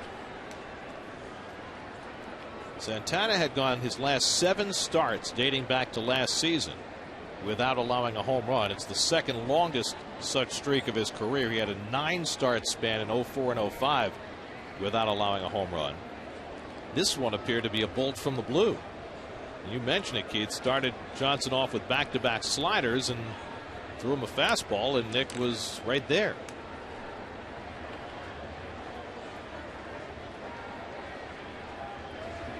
1-2 now to Zimmerman. A little bit high with the fastball. 2-2. And there's that borderline high strike that Mike Everett, the home plate umpire, is not calling, but he's been consistent. Well, they were chasing that pitch earlier in the game. Hey, Santana's got enough moxie out there to know that they're fishing for that high fastball. He's going to keep feeding it to him. Third time around the batting order now. And after giving up the leadoff home run to Johnson, it's now 3-2 on Zimmerman with the dangerous Adam Dunn on deck. About to throw his 90th pitch of the night. Santana working on an extra day of rest. 3-2. Inside, ball 4. And that's the first walk given up by Santana. So a homer and a walk to start the 6th inning. And now the tying run is on base. Time to go to the studio. Check in with Chris Carlin for a New York State Smokers Quit Line game break.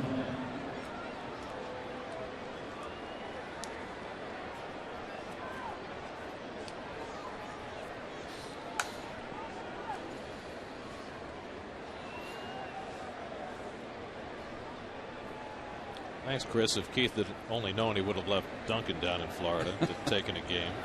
Adam Dunn waves at the first pitch. 0-1. Well, there's Adam Dunn looking for a fastball first pitch and not getting it. He's looking to put the Nationals ahead here with one swing. Changeup. Dunn did a pop fly single in the 2nd and then popped up to David Wright in the 4th. And he lines one into center field, a base hit. Zimmerman turns second. He'll hold on there as Beltran picks it up. So the Nationals, having scored here in the 6th on the Johnson home run, now mounting a threat to tie or take the lead. Well, Dukes right now coming up, struck out looking right there on a changeup down and in, and then a fastball upstairs to get him the 2nd time. That was back in the 4th. Dan Warthen paying a trip to the mound, something we haven't seen a whole lot of with Santana on the mound this year. Well, it's 2 innings in a row now where he's been in a little bit of trouble. Gave up a couple of soft hits in the 5th, but here a home run, a walk, and now a hard hit single for Dunn. This is just kind of to give him a little breather, a little bit of concern, let him take a breath. And the Mets bullpen is going to start to get active. We're certainly hoping to get at least 6 and preferably 7 from Santana tonight, but he's up to 92 pitches now, and Bobby Parnell is on call. Jerry Manuel said he'd have to stay away from Sean Green tonight after Green went 2 tough innings yesterday. He said he does not have to stay away from Brian Stokes, who's pitched 3 days in a row, but he said he's got a rubber arm. He can go every day. So here's Dukes with 2 on and nobody out. Tying run at second base. And he pops the first pitch up. Castro shedding the mask. Does he have enough room? Right near the screen. He's bobbles the ball and he drops it. How about that? In a ballpark that does not yield many outs in that area because it's so close from home plate to the backstop, Castro had room but just couldn't hold it. 2 hands. There's the difference. If you use 2 hands, see the ball hits the thumb of the glove and pops out. Always use 2 hands, and that will never happen. And boy, that's a very grateful Elijah Dukes. An error on Castro prolonging the time at bat. And now Dukes will try and take advantage. That's embarrassing.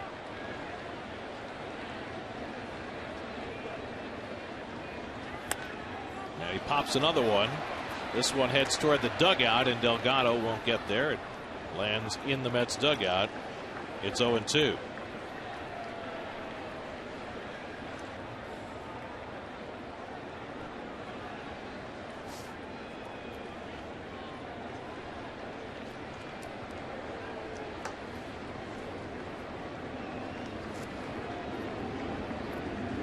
Santana trying to regroup. He's ahead on Dukes 0-2.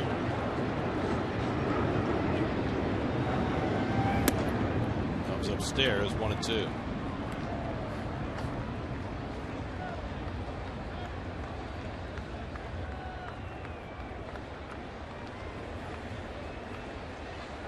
Zimmerman the tying run at second. Dunn the potential lead run at first.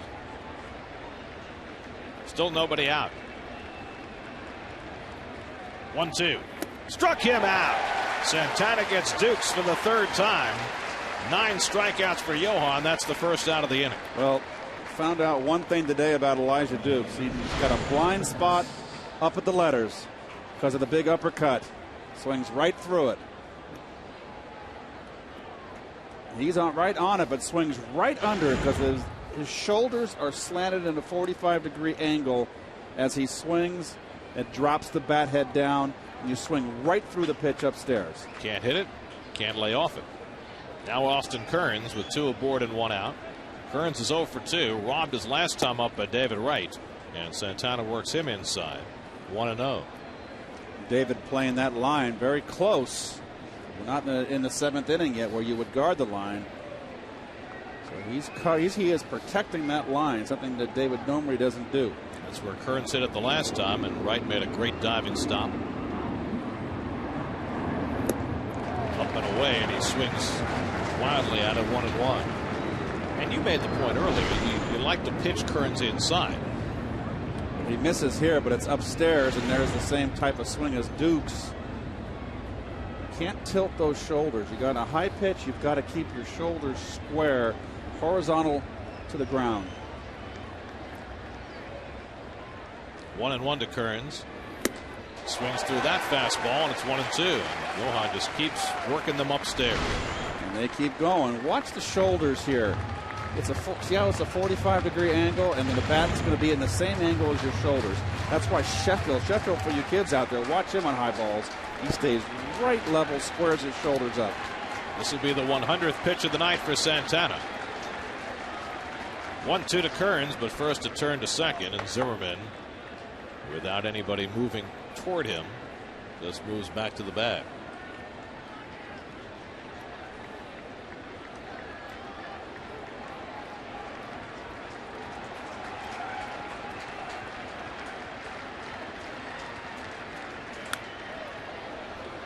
Time he got a piece of the high fastball. Jesus Flores waits on deck. Santana gave up just 2 hits in the first 4 innings. See the pitch count, great ball strike ratio. But now he's given up 4 hits to the last 7 batters. Nick Johnson with the home run to get this inning started and cut the Met lead in half. 1-2 to Kearns. Struck him out. Got him with a changeup. Number 10 for Johan Santana.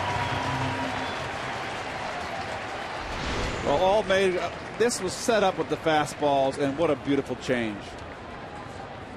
And this does not give it away. Gets the sinking action and just completely fools Austin Kearns. So the K's proliferate. Johan's already had a 13 strikeout game this year. It's the 45th time in his career now that he's struck out 10 or more. Here's Flores. Have a copy machine up there? Have they run out? Flores a broken bat single his last time, and he takes a fastball for a strike. You start guessing as a hitter with a guy like Santana. You're always going to, your guess tails, it's going to come up heads. Johan's due a turn at bat in the bottom of the inning, so this might be the end for him. Up to 102 pitches. 0-1 to Flores. Flared foul, and now it's 0-2. Well, the inning began with a home run by Johnson, a walk to Zimmerman, and a base hit by Dunn. And even with the error by Castro prolonging the at-bat, Santana got Dukes and Kearns, and now trying to put away Flores.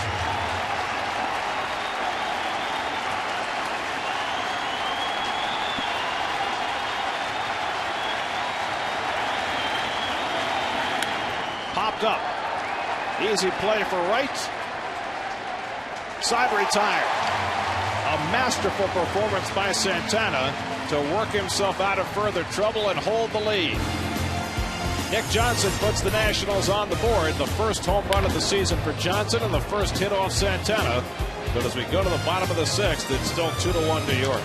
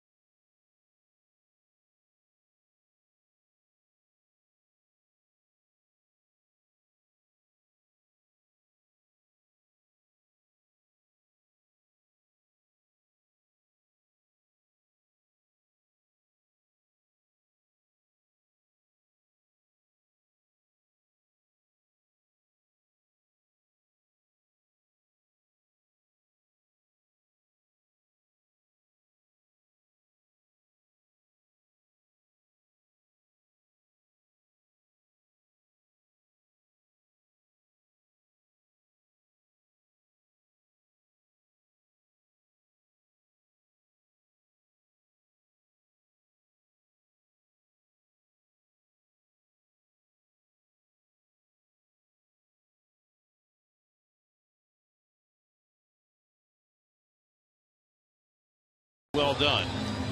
Gave up his first earned run since opening day by allowing the Nick Johnson home run, but then after the next two men reached, 2 strikeouts and a pop-up, keeping Santana and the Mets in the lead with that line tonight.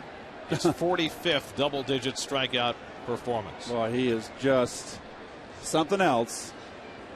So now the Mets will look to expand on their 2-1 lead. Fernando Tatis leads off against Scott Olson, then Castro, and then a pinch hitter for Santana. And Tatis takes a changeup for a strike.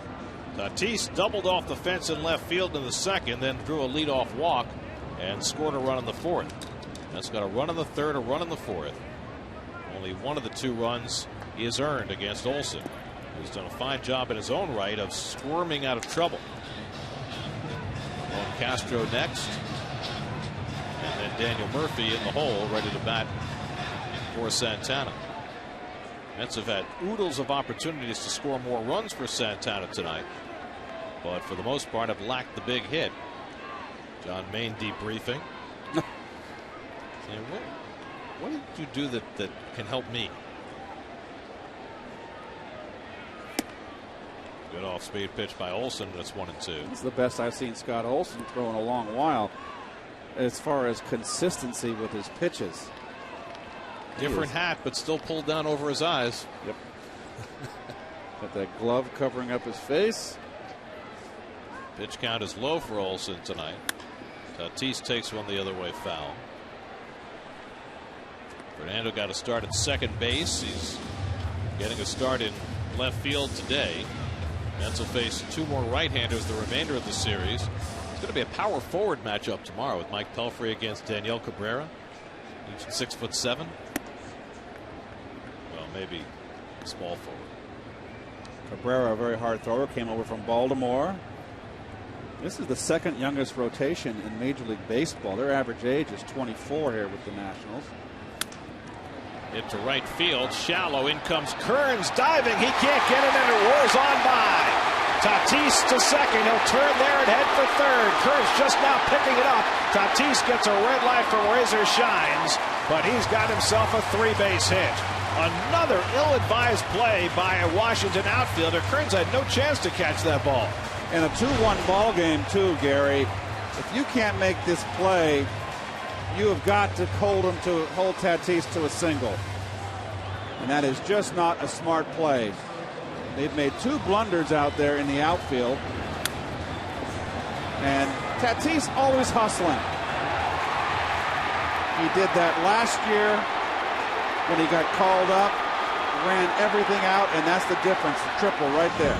His 11th career triple, so he's at third with nobody out. The infield comes in for Castro, and Ramon swings and misses at the changeup, 0-1. Castro has drawn an intentional walk and fly to center. Mets are 1 for 11 with runners in scoring position tonight. Murphy on deck to bat for Santana.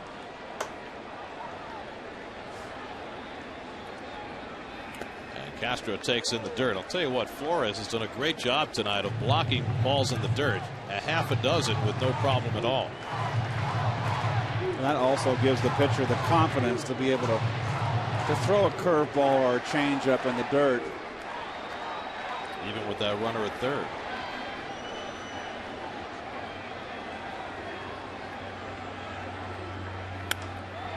Popped up shallow center, long run in for Dukes, coming on, and he gets there to make the catch, and Tatis will have to hold at third. Dukes was playing deep against Castro and came a long way for the first out.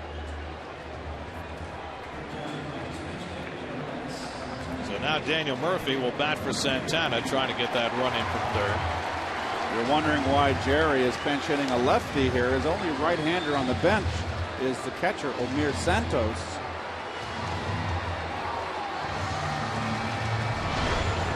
Fly ball and shallow. Tatis should come halfway, and he's tagging, and he really shouldn't be tagging. Well, he knew it was going to be caught at one point. You should be halfway, because if the ball's caught like that, you're not going to score.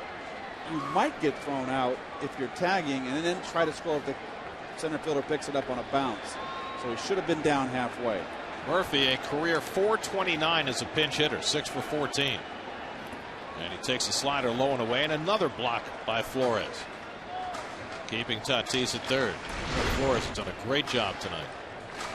Slider and just getting his body in front with the glove right there, becoming the human backstop. The Mets got a runner to third with less than 2 out in each of the first 3 innings. Never got him home. Trying to avoid doing it a 4th time. Murphy swings and misses, 1-1. Good slider right there from Olson. Second straight day that Murphy's been out of the starting lineup. He appeared as a pinch hitter yesterday in St. Louis and grounded out. Hitting at 309. And he takes another one in the dirt. Boy, Olson just keeps on bouncing him, and Flores just keeps on knocking him down. 2-1. Well, he doesn't want to walk Murphy here with Reyes in the on-deck circle.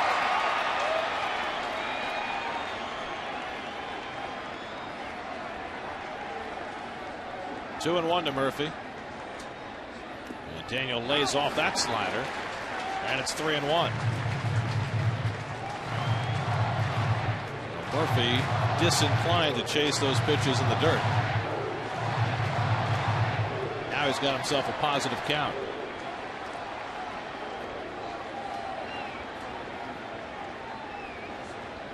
Murphy trying to get Tatis home from third.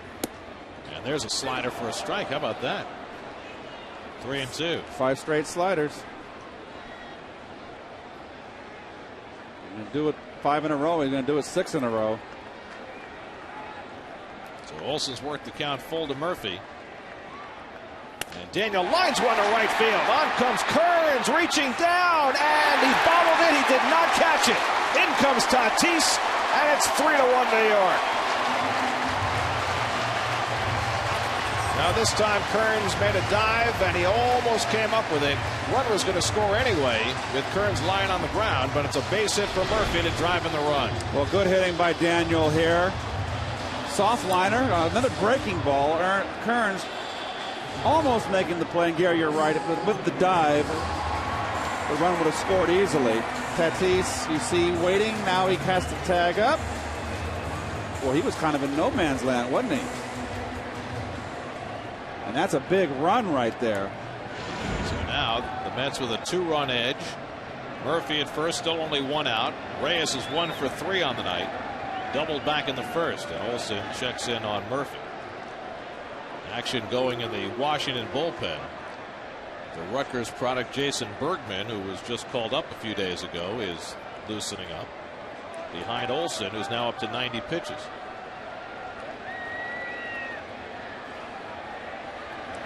And Reyes thinking about a bunt. Takes ball 1.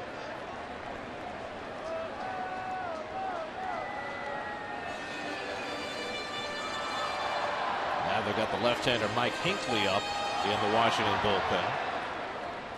That is their only left-hander in that pen. 1-0 to Reyes.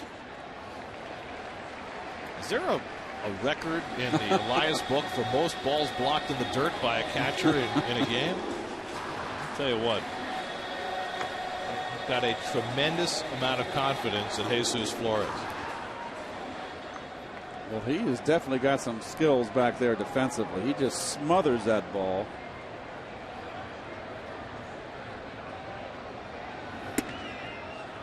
Anything happens to Henrik Lundqvist or Marty Brodeur, local teams know who to call. Castillo waiting on deck.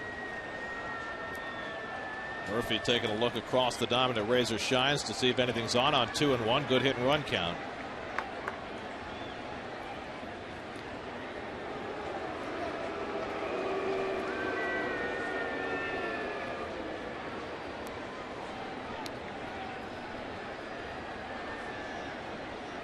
Mets have 3 runs and 9 hits now against Olson.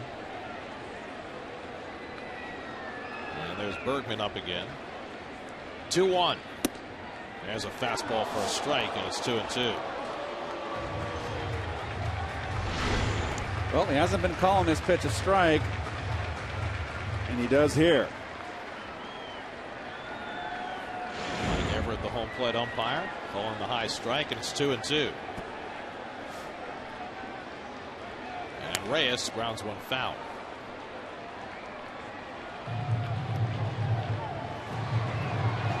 Mets looking resplendent with blue caps and helmets tonight. And they're all white uniforms. Well, it's almost pinstripes. Not quite. But the blue looks great. Yes. My favorite color. 2-2 to Reyes. Grounded to short. Gonzalez gets the force. Anderson Hernandez with a relay, and they double up Reyes. The ball was not hit all that hard, and nonetheless, the Nats turn a 6-4-3 double play. But the Mets get a run. A tale of two dives for Austin Kearns. Fernando Tatis with the ball down the line. Kearns comes up empty for a triple. And then Murphy again out of Kearns' reach. That makes it 3-1 New York.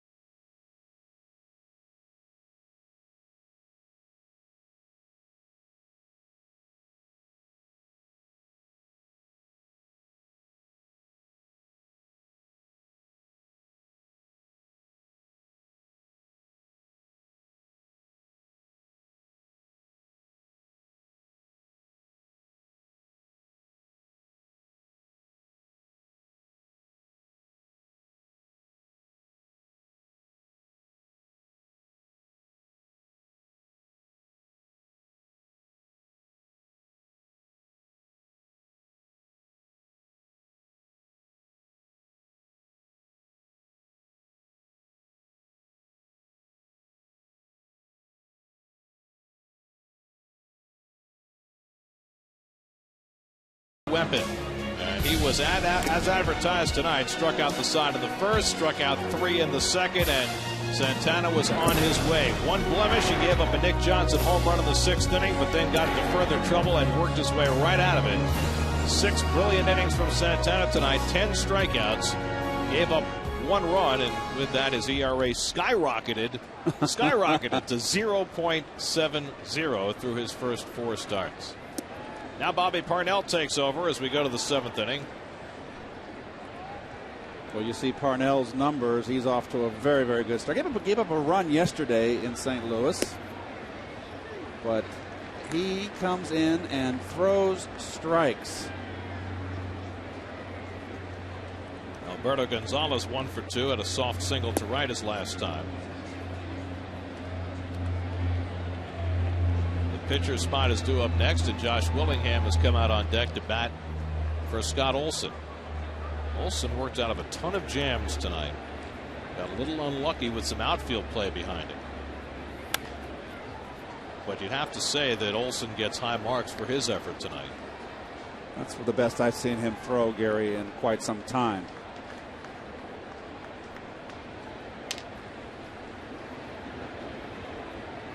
Two to Gonzalez. And he fouls it away. Parnell pitched the 8th inning in St. Louis yesterday. Gave up a double to Rick Ankiel and a base hit to Brian Barton, but then got out of it on a double play grounder. A rare day when the Mets bullpen gave up some runs. All 5 charged to Sean Green. Fisted foul by Gonzalez. Now Olson, who struggled mightily in his first 2 starts of the year, has now pitched well in back-to-back starts for Washington, and they need that.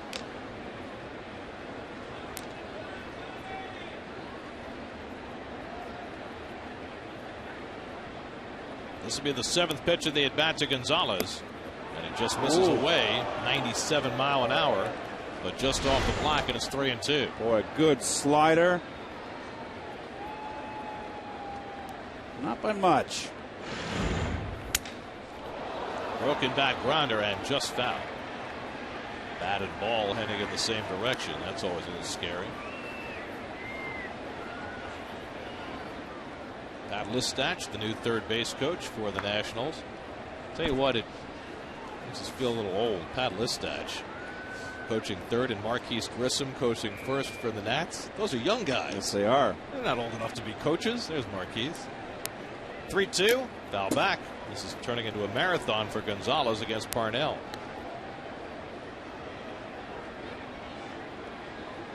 Josh Johnson's pitching another gem for Florida, leading the Phillies 3-0 in the 7th. He is good. 3-2.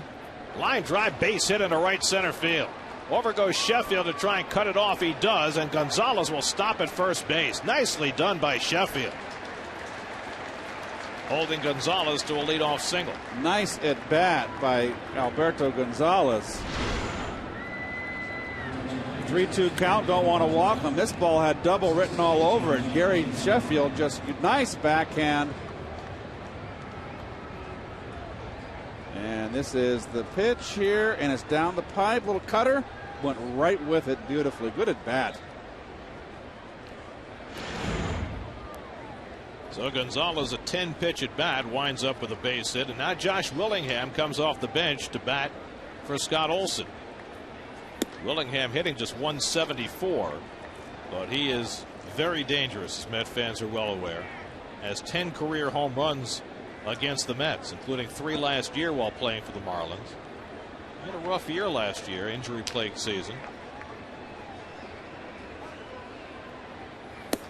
But he's the tying run at the plate in a 3-1 game. Pedro Feliciano getting ready for Nick Johnson, who's 2 batters away.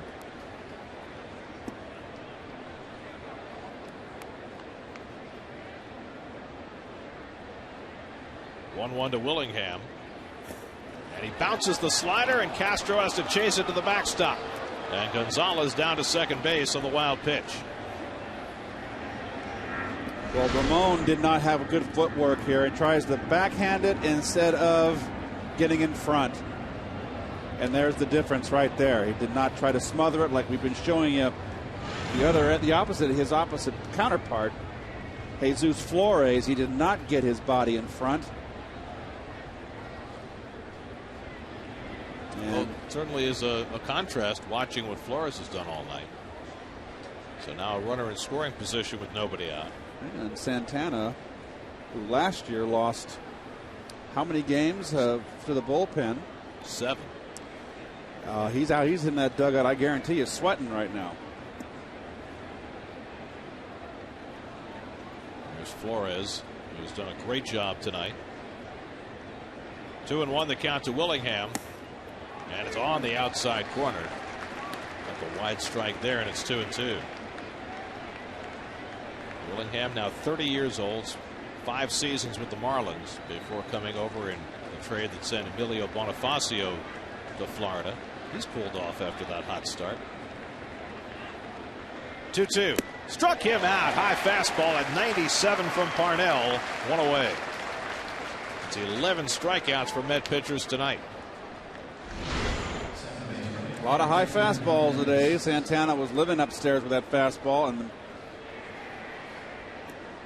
just threw it by him, Gary. That's Mr. Parnell's neighborhood, too. Yes, sir. So now Anderson Hernandez, who's 0 for 3, struck out and then hit a pair of comebackers against Santana. Came up in a big spot in the 5th with 2nd and 3rd and 2 out, and Johan overmatched him. And the K's continue to proliferate. Gonzalez at 2nd and 1 out, and Hernandez watches a strike, and Parnell is dealing.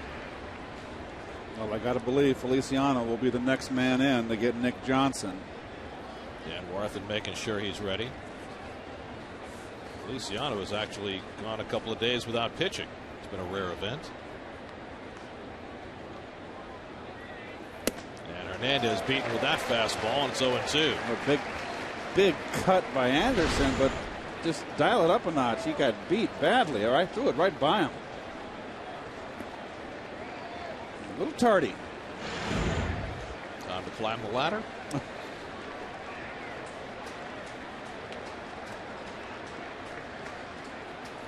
Struck him out. Parnell blows away Hernandez, 2 down. A strikeout parade tonight. Well, there's no surprises with Parnell. He throws so hard. He just overmatched Anderson right there. So Parnell has done his job after giving up the leadoff hit to Gonzalez. Strikes out the next 2 hitters. And he leaves to cheers as Pedro Feliciano will come on to try and get Nick Johnson, who homered his last time up. Your Lincoln Mercury called to the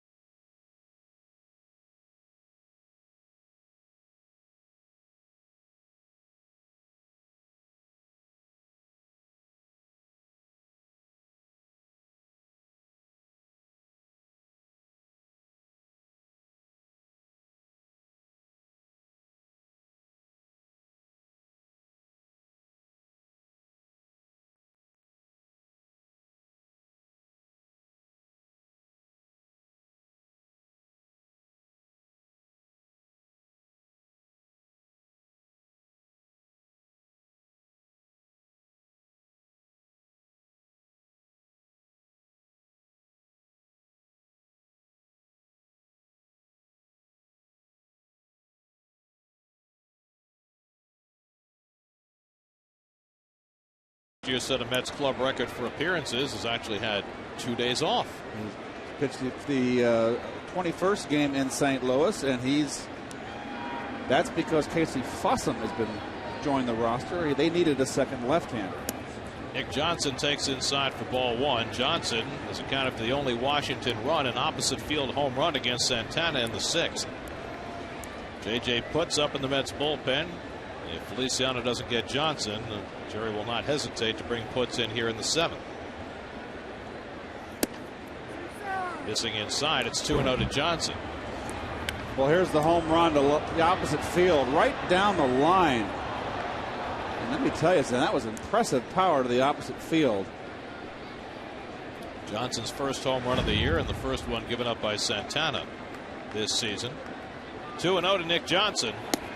And there's a strike. Good fastball by Feliciano, 2-1.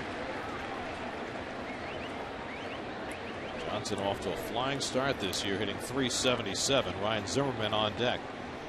Santana went 6, allowed a run on 6 hits, and struck out 10. Fastball strike, and Feliciano gets even. Well, 2 straight fastballs away. Right to the glove.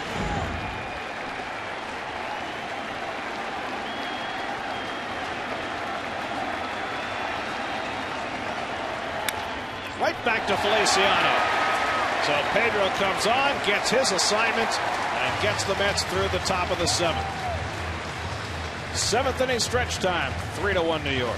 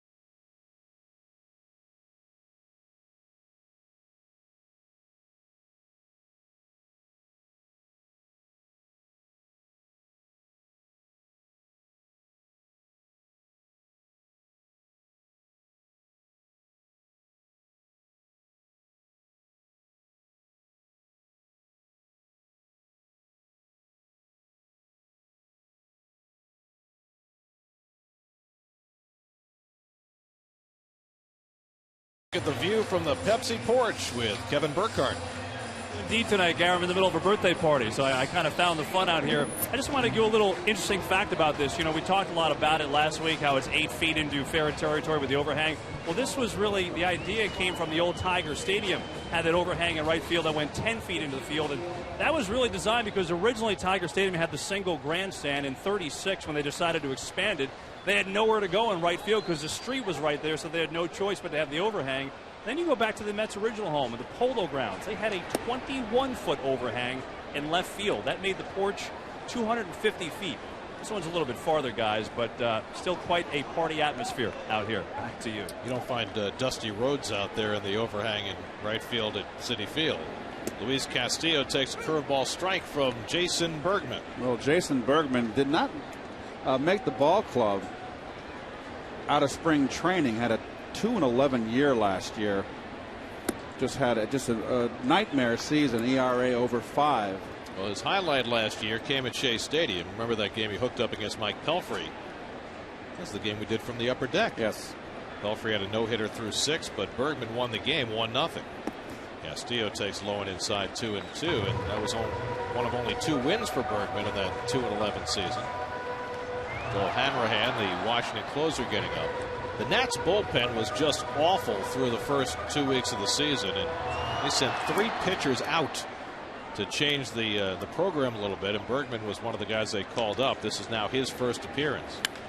Slapped the other way by Castillo, and over toward the line goes Dunn. 1 away. Well, it was after that Florida series that they got swept, and they blew 3 of those ball games in the 9th inning, and Hanrahan gave up the lead in the 9th twice, back-to-back with home runs, and Sal Rivera lost the other game. Boy, it was a St. Valentine's. It was a Valentine's Day massacre. Well, Rivera got sent down. He had been the workhorse for them the last couple of years. We see Julian Tavares, but Rivera came back 2 days later because Joe Beimel got hurt and went on the disabled list, and so the Nats bullpen keeps fluxing. Randy St. Clair, longtime pitching coach of the Expos and Nationals, and through a lot of coaching and managerial changes, St. Clair is still there. Yes, he is. They called up Bergman, Garrett Mock, who I really like, the hard-throwing right-hander, and he's become their setup man, and Kip Wells, the veteran. And they also brought the phenom, Jordan Zimmerman. He pitched a very fine ball game. And we'll see him on Sunday in the final game of this series. There's Saul Rivera up in the Nats bullpen. Carlos Beltran on his 32nd birthday tripled in the 3rd. As Elijah Dukes made a bid for a shoestring catch and came up empty. And now Bergman is behind Beltran 3-1. Carlos 1 for 3 today, getting an even 400 for the year. Delgado waiting to follow. 3-1 to Beltran, and he watches it wide, ball 4. So the Mets have a 1-out base run.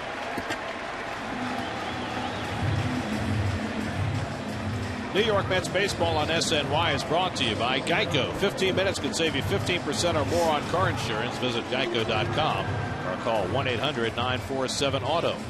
And by Bob's Discount Furniture. Bob's Discount Furniture is America's #1 furniture retailer of the year and the official furniture store of the New York Mets. Here's Bob. What about Bob?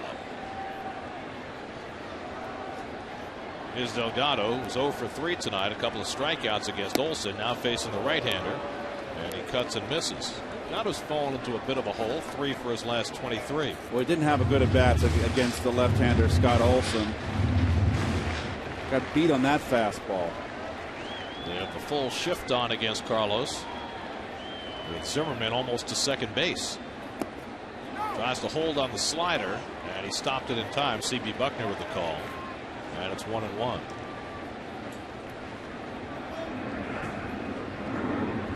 David Wright on deck.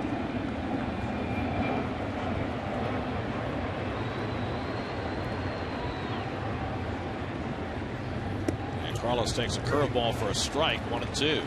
I've always liked Berkman's stuff. I just didn't understand what traps he fell into last year with the season that he had. He's got a good curveball. You just saw it right there.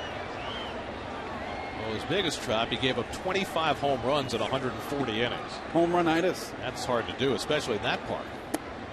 again, Delgado stops the swing, and now it's 2-2. 25 home runs in 140 innings. That would be a lot in Cincinnati or Philadelphia, much less Washington. I wouldn't want to see that Stratomatic card. Not pretty. 2-2 to Carlos, and Beltran hops back to the bat. Oh, he came off the base there. Kind of slipped. Spike slipped over the top of the bag. Let's see. Quick move. Yep. Wow.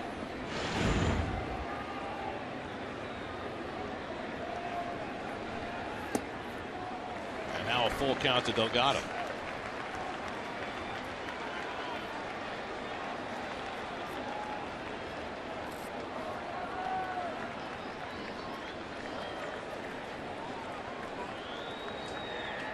You'd expect Beltran to be going here. 3-2, 1 out. He does go, and the pitch is low and inside, ball 4, and the Mets have 2 men on. So back-to-back walks issued by Bergman, and now David Wright will come up with 2 aboard. Well, gets ahead of Carlos Delgado and then just loses them. And that'll drive your manager and your pitching coach crazy. So St. Clair back on the phone. And Rivera up in the bullpen. See, so much, Gary. Pitchers that don't know how to put away hitters.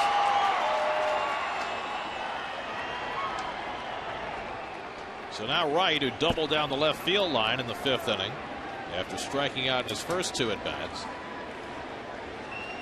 1st and 2nd and 1 out.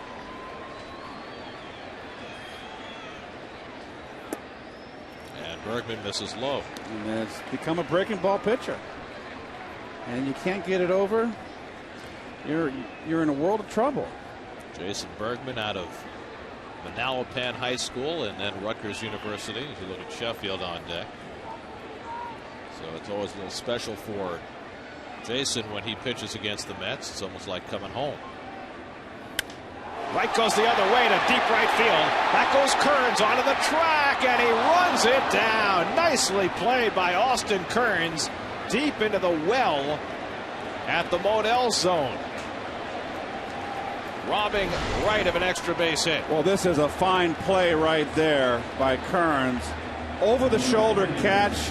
This saves 2 runs. And again, Gary, this ballpark playing large. David hit this ball well. That's a fine catch right there. Back in Knothole Alley. They got a good view of that. Beltran doing the right thing there. Delgado also. Boy, that's just a fine play. So now 2 out and 2 on for Gary Sheffield, who's 1 for 3. And he takes low and away for ball 1. Well, no one ever called Shea Stadium a home run hitter's park, but that's a home run at Shea. I believe you're right. But David taking it the other way and hitting it hard. 2-0 to Sheffield.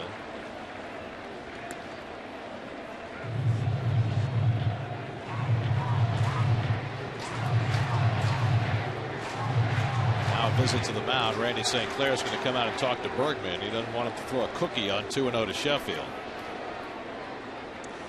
You can see 330 down that right field line, 335 on the left, and you can see how it angles back quickly. You got that recess there. It's like the well in Wrigley Field where it's in the corner, but here it's right straightaway right. So you got 378 right there, and it breaks back right across the Modell sign. So that's around 385 in there, 386. That's a poke. I'd love to see what the actual distance is to the middle of that Modell's, and then also the fence goes up to 14 feet there. That's a line drive hitter. Jose Reyes is a triple happy right there with that baby out there. 2-0 now to Sheffield with 2 on, and Gary takes low and inside. 3-0. A walk to Sheffield would load the bases for Tatis, who already has a double and a triple tonight. And you give Sheffield the hit sign, I would.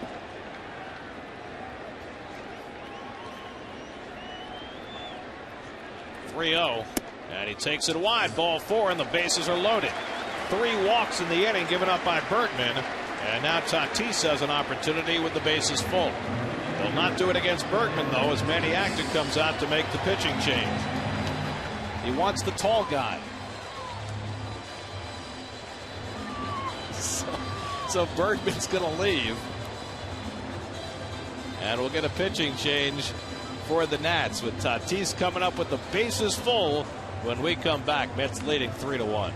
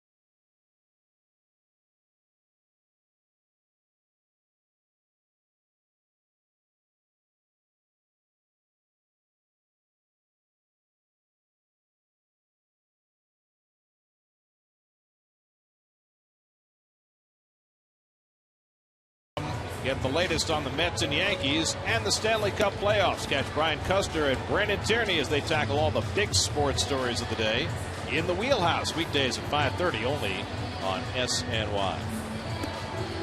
On the Washington Nationals looking for their first road win. They've gone 0-6 on the road this year after losing their final 8 last year, and they trail 3-1 tonight. Mets looking to expand on that 3-1 lead against the veteran right-hander Kip Wells.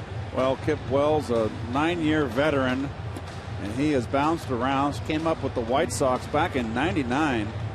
Pittsburgh, stops in Texas, St. Louis, Colorado, Kansas City. And he's one of the recent call-ups. He's not a hard thrower by any stretch of the imagination. He's a control pitcher. Now 32 years old, out of Baylor University. Started out with the White Sox in '99. In fact, he pitched in the big leagues the year he was drafted. That's how highly regarded he was. First round pick that year. Fernando Tatis with 6 career grand slams comes to bat with the bases loaded and 2 down. He has a double and a triple tonight. The triple misplayed by Kearns with a dive in right field in the 6th inning. That's with a chance to build on a 3-1 lead. They have struggled with runners in scoring position tonight. 2 for 14. And it's low and away to Tatis, 1-0. Well, in a situation like this, it's always the rule, the Tom Seaver rule. What's the most important pitch? Strike one. You just can't come in and fall behind 1-0 in a situation like this. You got to go after hitters. It's only the second appearance for Wells since he was called up. After pitching for Colorado and Kansas City last year. 1-0 to Tatis. And Fernando fouls one at the plate. 1-1. Meanwhile, you think the Phillies are concerned about their offense? They got no hit into the 8th inning by Dave Bush yesterday. And they're trailing 3-0 in the 9th today at Florida. They've had just 3 hits today. And they still have Josh Johnson in that game? Johnson went 7, allowed 3 hits, and struck out 8.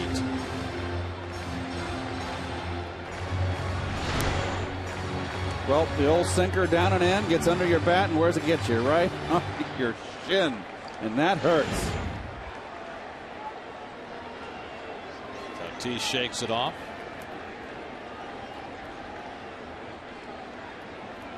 One and one to Fernando. And time asked for. Still flexing that leg.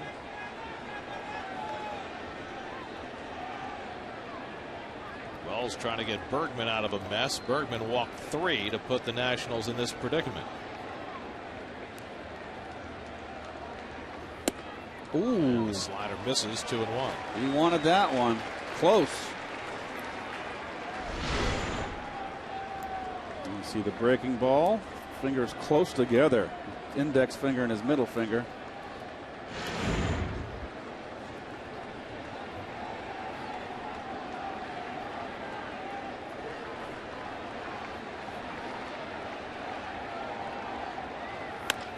Bouncing ball to short for Gonzalez. Gets the force play to end the inning. So the Mets runners in scoring position woes continue. That's 2 for 15 tonight.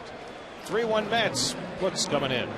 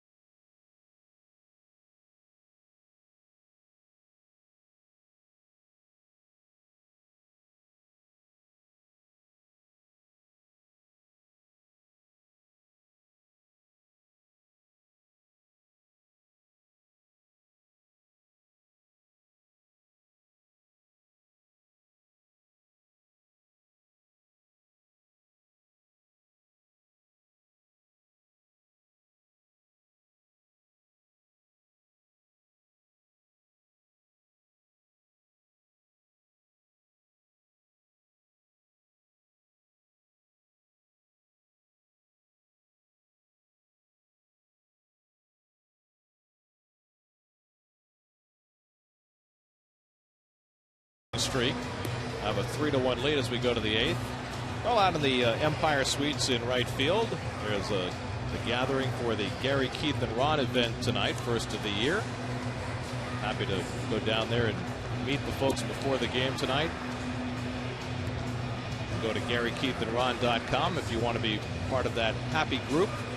One of the future events. I think the next event is on Mother's Day, and there are 2 or 3 more events after that. So get with our charitable website at GaryKeithandRon.com.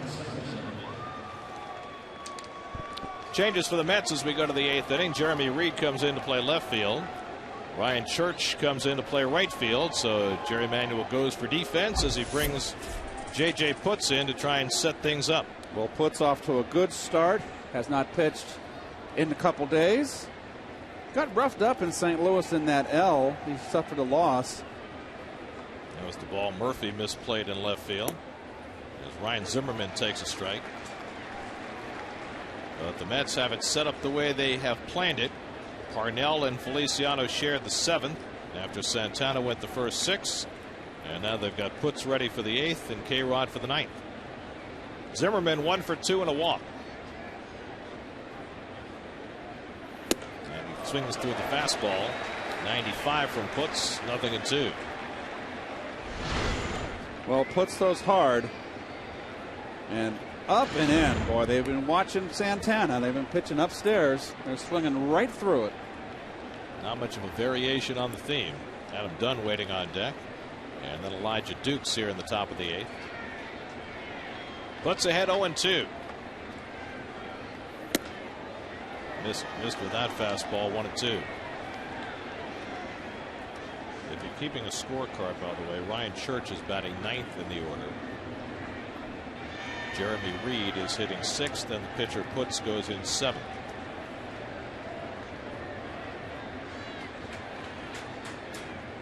One-two to Zimmerman. Struck him out. 13 strikeouts for Met pitchers tonight. This is a splitter right here, and he hangs it. Oh boy, and he swung right through it.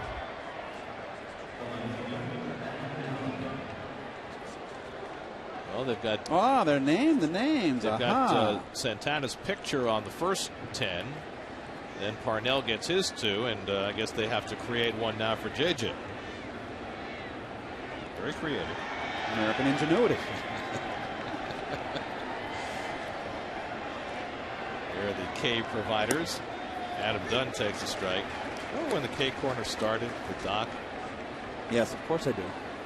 It became such a phenomenon and copied everywhere, but I don't think it ever existed before. And then Sid with the S Club. Right. When Sid started striking everybody out, and everybody. Then the Coney came on. Don't forget the Coneheads. That's right. They were from France. And Dunn takes the strike. It's 0-2. So J.J. Pitts coming in and throwing strikes. Dunn is 2 for 3 tonight. A pop fly single in the second, a hard hit single up the middle in the sixth. That's when Santana did his best work in a 2-1 game. With 2 on, he struck out Dukes and Kearns and got Flores to pop up. Now puts ahead 0-2 on Dunn. Popped it up, and Reyes right there waiting for it. 2 men down. So Putz comes on and retires the first 2. Let's check in with Chris Carlin in the studio for a New York State Smokers Quit Line game break.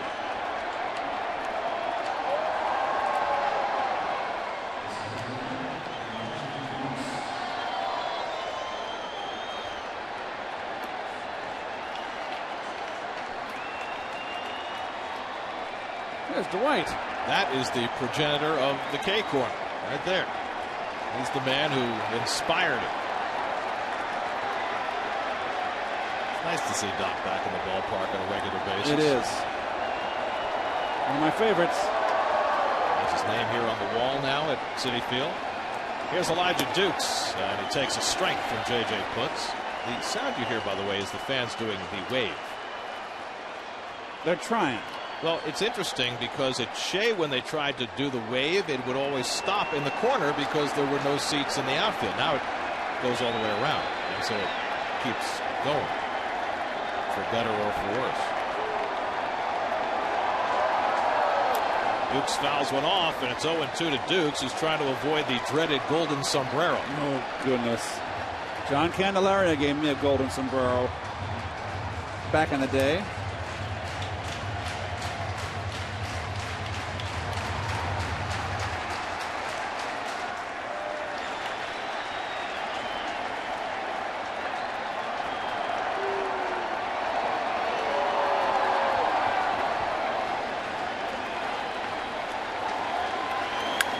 Driven to center field. Beltran is there.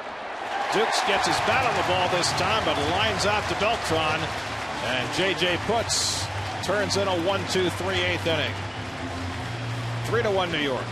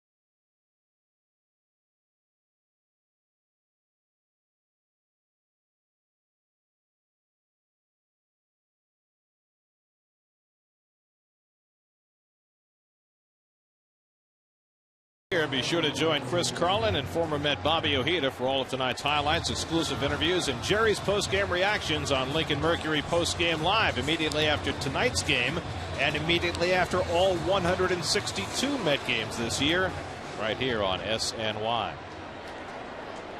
So that means when the game is on Picks on Sunday, when the game is over, you can flip it over to SNY and see the Lincoln Mercury post-game show. Ramon Castro leads off in the home 8th inning. Mets leading 3-1. Castro 0 for 2 in a walk tonight. And Kip Wells' first pitch is fouled away. By the way, when you were in St. Louis, I got a chance to watch the post-game show. They're both very, very good. Oh, I believe that. Excellent. Bobby O has very strong opinions. He does. Yes, he does. Francisco Rodriguez getting ready for his save chance in the ninth. Castro dribbles one foul.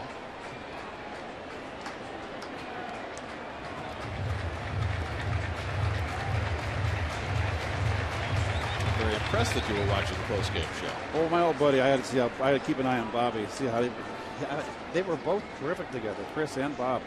Full of content. And you know Bobby, he's the master of a changeup.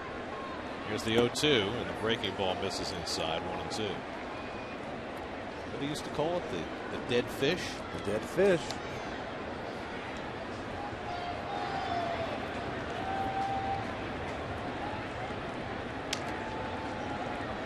Wells ahead on Castro, 1-2. And Ramon bounces one foul. In Florida, it's 3-1. Marlins leading the Phillies in the ninth. Bases loaded, 2 out, and Jimmy Rollins up against Matt Lidstrom. Oh. Well, that's what it's all about. It's right up to date. See that? I love that scoreboard. Tells you how many out, where the runners are, who's pitching. One thing you don't get is who the batter is, but we just told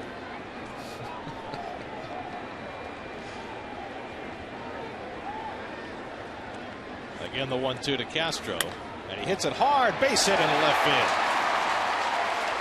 So Castro has his first hit of the night. And the Mets have their 10th hit. And now Ryan Church will bat for the first time.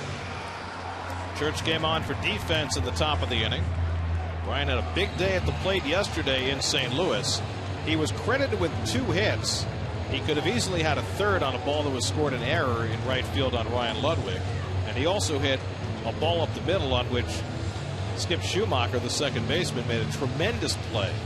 So Church was only a shade away from having 4 hits yesterday. So Ryan comes up here for the first time with Castro aboard and nobody out. And he hit that bomb.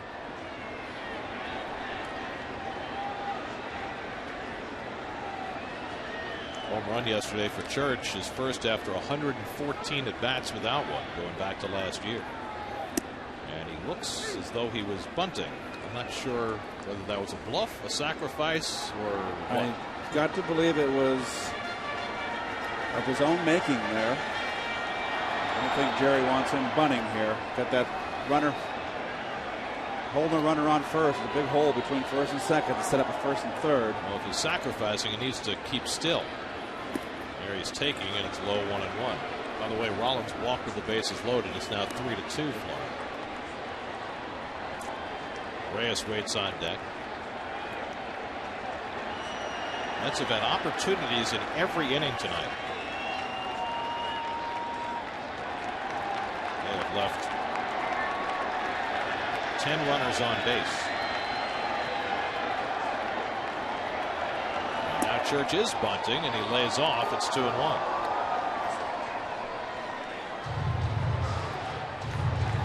Here come the signs. Good hit and run here. Good count. I don't think so with Castro. I was going to say, if you swing and miss, yep, that's a problem. I'd let him swing the bat here. Line center field, falling fast, base hit. Castro goes to second, pulls in there.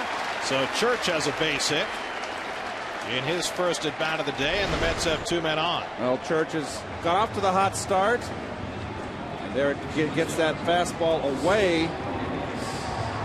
Goes right up the middle with it.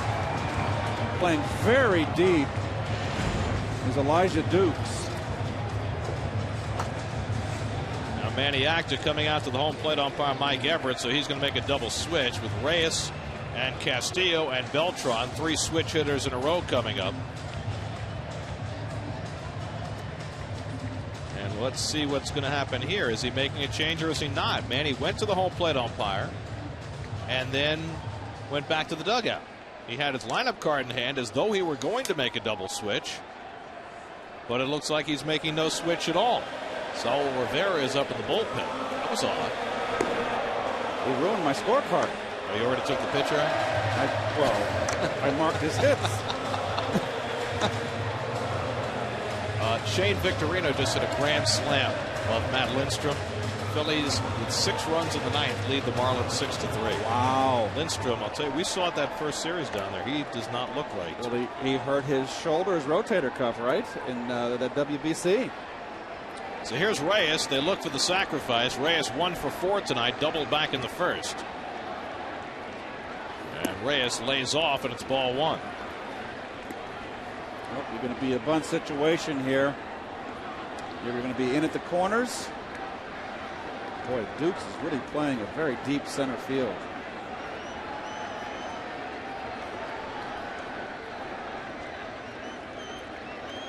One to no to Reyes. And he bunts and misses. 1-1.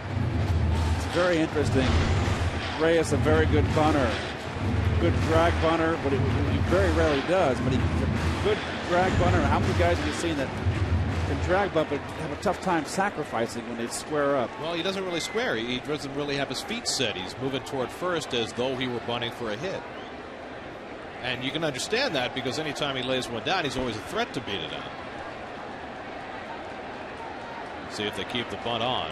1-1 to Reyes. You got to throw strikes there. Got to throw strikes. Castro the runner in second and Church at first. You know, the thing about bunting here, you have to make that third baseman handle the ball. Otherwise, Castro has a chance to be a dead duck at third base. Yes. And Alberto Gonzalez, the shortstop, is breathing right down Castro's neck at second base, not allowing him to get a big lead. 2-1 the count now to Reyes. Set to swing, and he takes a strike. So they took the bunt off on 2-1, but Reyes took a strike, and now it's 2-2. Jerry was kind of hoping that Reyes would kind of pop one in that hole between short and third. He had a pitch to do it with. So now the infield corners move back, figuring Reyes isn't bunting on 2-2. And he grounds one down to Johnson. Nice short hop pickup. He'll settle for the out at first, and they just get Reyes. Johnson was going to throw to second, thought better of it, and Wells just beat Reyes to the bag for the first down. Well, Nick comes in hard. I think the angle of his throw would have been difficult, but still I think he's got to get the lead runner. You always want to get the lead runner because now you got 2 men in scoring position. Always get the lead runner, but he opts for the safety first. Oh, see what Jose did. He grabbed the back of his shirt. Did you see that? How about that? Can't do that. You can't do that. If he's standing on the bag, you can run him over, but you can't reach out and grab him like that.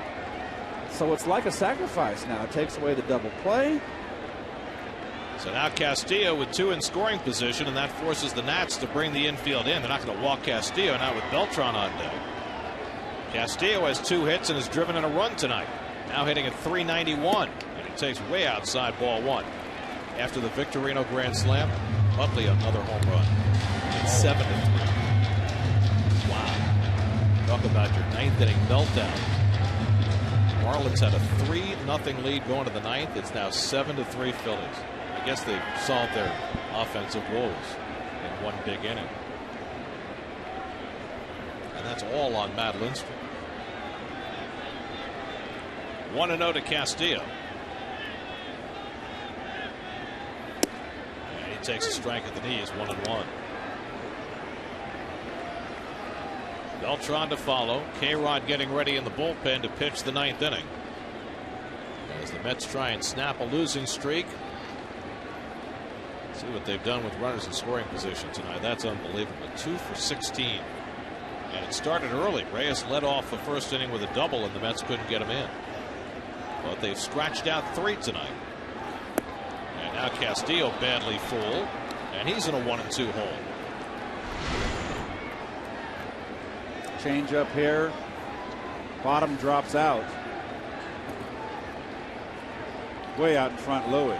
This is the 5th time tonight the Mets have had a runner at third with less than 2 out. They've only gotten him in once. That was on Murphy's pinch single in the 6th. Castillo trying to get Castro home. 1-2. In the dirt. And it's 2-2.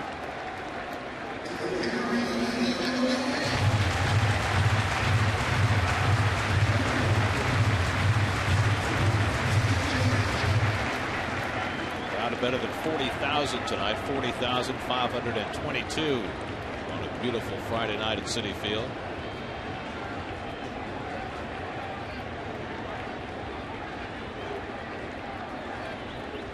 On 2-2, Castillo wastes away the breaking ball.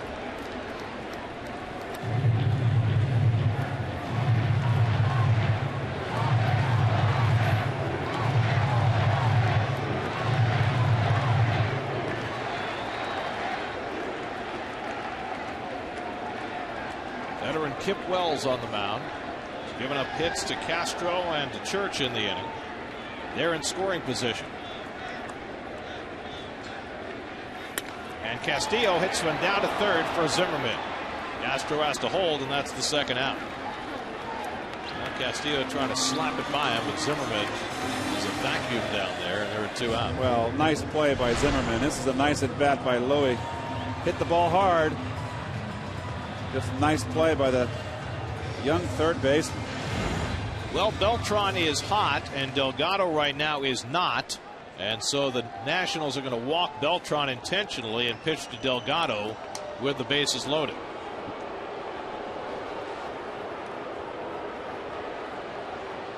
They had the left-hander Hinckley up earlier in the bullpen. It's very hard for us to see into that Nationals bullpen. But looks like they only have the right-hander Rivera up.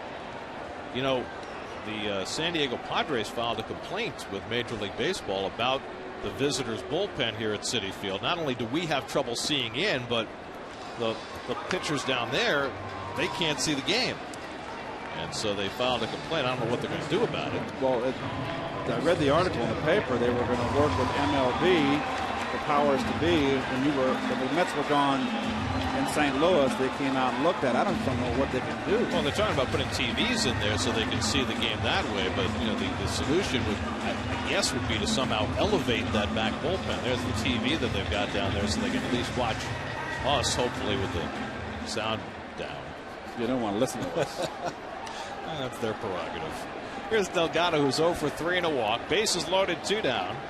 That's trying to avoid another slew of runners left on base. They've already left them loaded twice. And Delgado watches ball 1.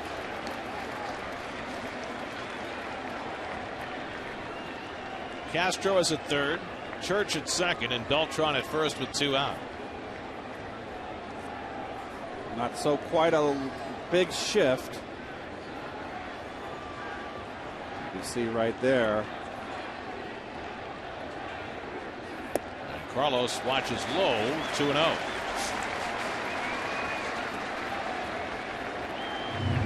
Well, I'll tell you what, you got a sinker ball pitcher. He's going to try to get a fastball for a strike. You can just hit that left center field gap. Don't try to pull it. Break the game wide open with a double left center field. Delgado is just 2 for 19 in his career against Kip Wells, but he's got a 2-0 advantage here. And it's ball 3. And now Wells on the verge of forcing in a run. David Wright on deck. And he acted to watch Jason Bergman walk 3 in the last inning.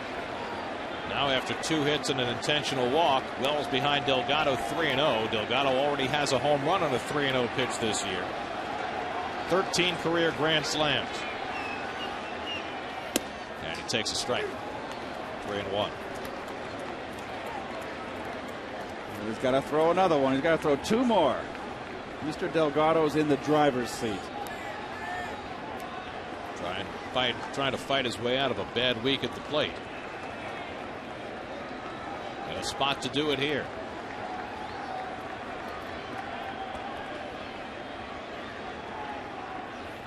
And Delgado watches outside, ball 4, and it forces in a run. Castro comes in to score, and it's 4-1 New York. So after the intentional walk to Beltran, Wells walks Delgado to give the Mets a 3-run lead.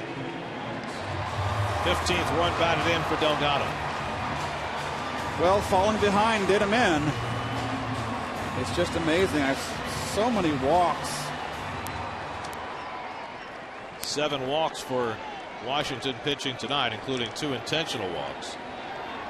Now David Wright, 1 for 4, doubled back in the 5th. David was robbed of an extra base hit his last time up. A deep drive to right that Kearns ran down.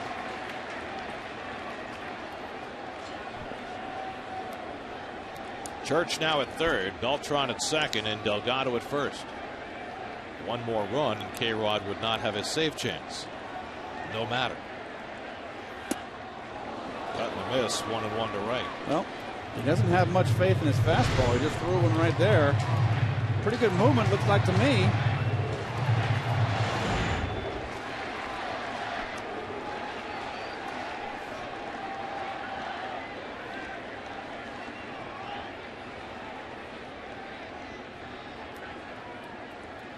One. Little dribbler up along third. In comes Zimmerman. The quick toss and a good stretch by Johnson, and they get right at first base. Zimmerman has said his goal this year is to beat out his buddy Wright for the Gold Glove. Makes a nice play to throw Wright out to end the inning. Now it's on K-Rod to try and save it for Santana. 4-1 New York as we go to the ninth.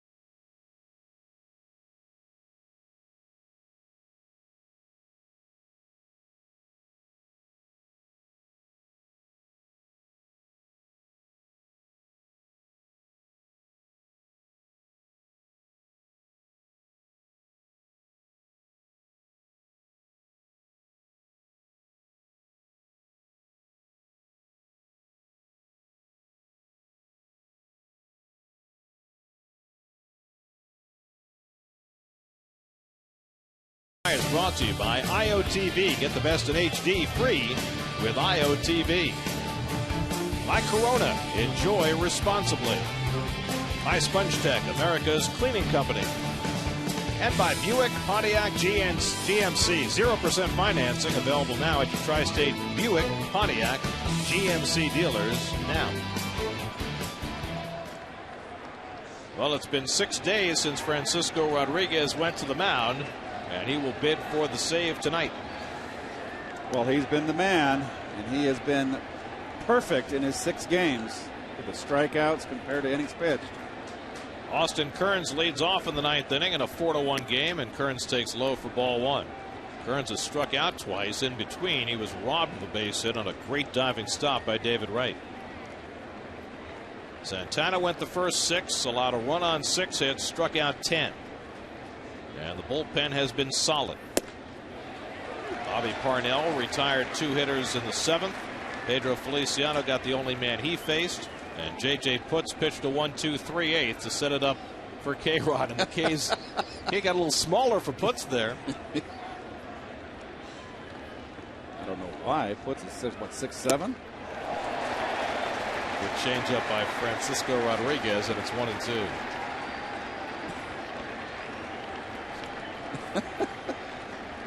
He might be offended. It's not a small man. Shouldn't have a small K. No. 1-2. Grounded to short. Reyes can't get to it, and it's up the middle for a base hit. So Kearns has his first hit of the night, and the Nationals have their 7th hit of the game, making their 8th. So a leadoff man aboard, and Jesus Flores coming up.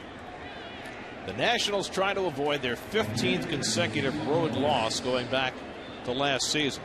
0-6 on the road this year. Manny Acta's team lost their first 7 games overall this year and are 3-11 as they start this 9th inning. Here's Flores, who's 1 for 3. And he takes at the knees for a strike, 0-1. Frankie throwing more fastballs than I've seen him. Probably because of the 3-run lead. Alberto Gonzalez on deck. He loves his breaking ball and changeup. Runs that fastball inside at 96, and it's 1-1 to Flores. Well, 6 days rest. He's got to be feeling strong, huh, Gare? Well, and the game plan tonight for the Mets has been high heat against this Washington team. It's led to 13 strikeouts, 10 for Santana. There's another fastball, and that's driven deep to left field. Back goes Reed looking up, and it's out of here. A 2-run homer for Jesus Flores. His first home run of the year, and the Met lead is trimmed to 4-3. The first runs given up by Francisco Rodriguez as a New York Met, and it's the former Met farmhand Flores who has done it all tonight behind the plate, and now a shot of a 2-run homer to get the Nats within 1 run. Well, I tell you what, the Nats with their defense tonight, this could have been a home run to give them Washington a lead. Not just a fastball upstairs. Boy, Jesus just turned on it. Now Alberto Gonzalez takes ball 1. Oh, there it is right there. Too much plate.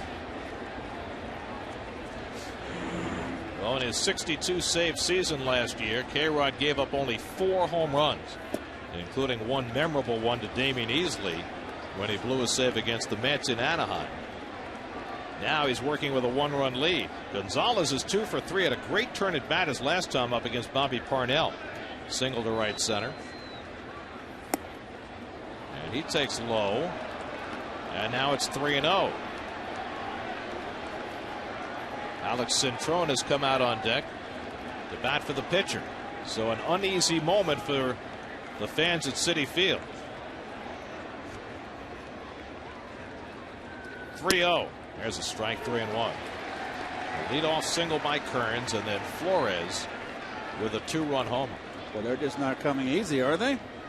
Flores, who stopped about 15 wild pitches tonight from Scott Olson, contributes 2 runs, and there's a strike to Gonzalez, 3-2.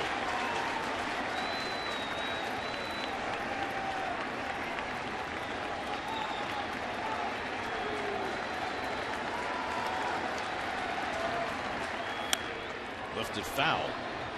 Gonzalez, who had a 10-pitch at bat against Parnell in the 7th inning, wastes away that one to keep the at bat alive. That might have been ball 4. Too close to take.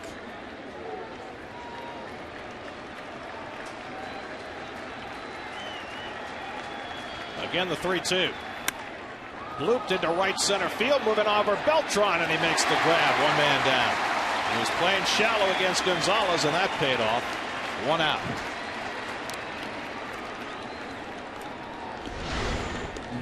Well, defense. Nationals did not get defense from their outfielders tonight, and the Mets right there, the Gold Glover makes that one look easy. So now the veteran utility man Alex Centrone will come to bat, looking for his first hit of the season. Former Arizona Diamondback. Joel Hanrahan, the Nationals closer, getting up, hoping for an opportunity. Centrone, a switch hitter, batting left. And he takes ball one for K-Rod.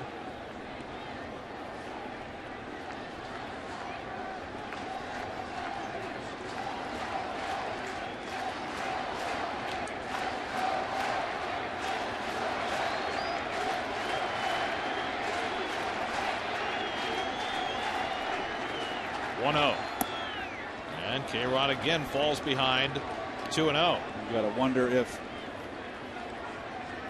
Rodriguez is a little bit rusty with the 6 days off. He throws that great changeup and that great slider. Anderson Hernandez on deck. And now he's behind 3-0. Well, he was 3-0 on Gonzalez, came back to get him on the fly ball. Now he's 3-0 on Centrone. And Nick Johnson in the hole. Johnson has already homered tonight. It's 3-0 to the pinch hitter Centrone, and there's a strike, 3-1. So K-Rod undergoing a bumpy ninth inning in a game that the Mets just have to have. 3-1. Fouled away, 3-2. And on a pitching staff where the other four members are all struggling, the Mets know that they've just got to win the game Santana starts. And this man was brought aboard in part to try and make sure that those Santana wins would not turn into losses, as they did 7 times last year.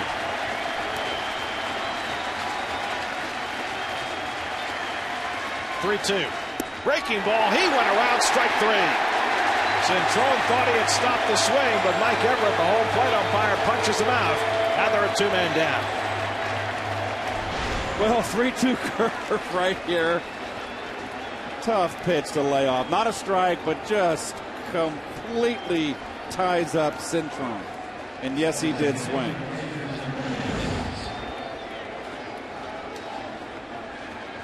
And so now the Nationals are down to their final out. And the former Met Anderson Hernandez, who's had a rough night at the plate, will come to bat. He's 0 for 4, 2 strikeouts and 2 comebackers. 2 out and nobody on. And Hernandez takes the curveball for a strike.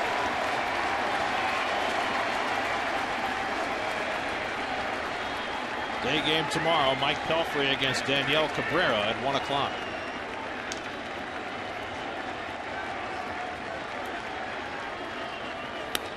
In the air to right center field.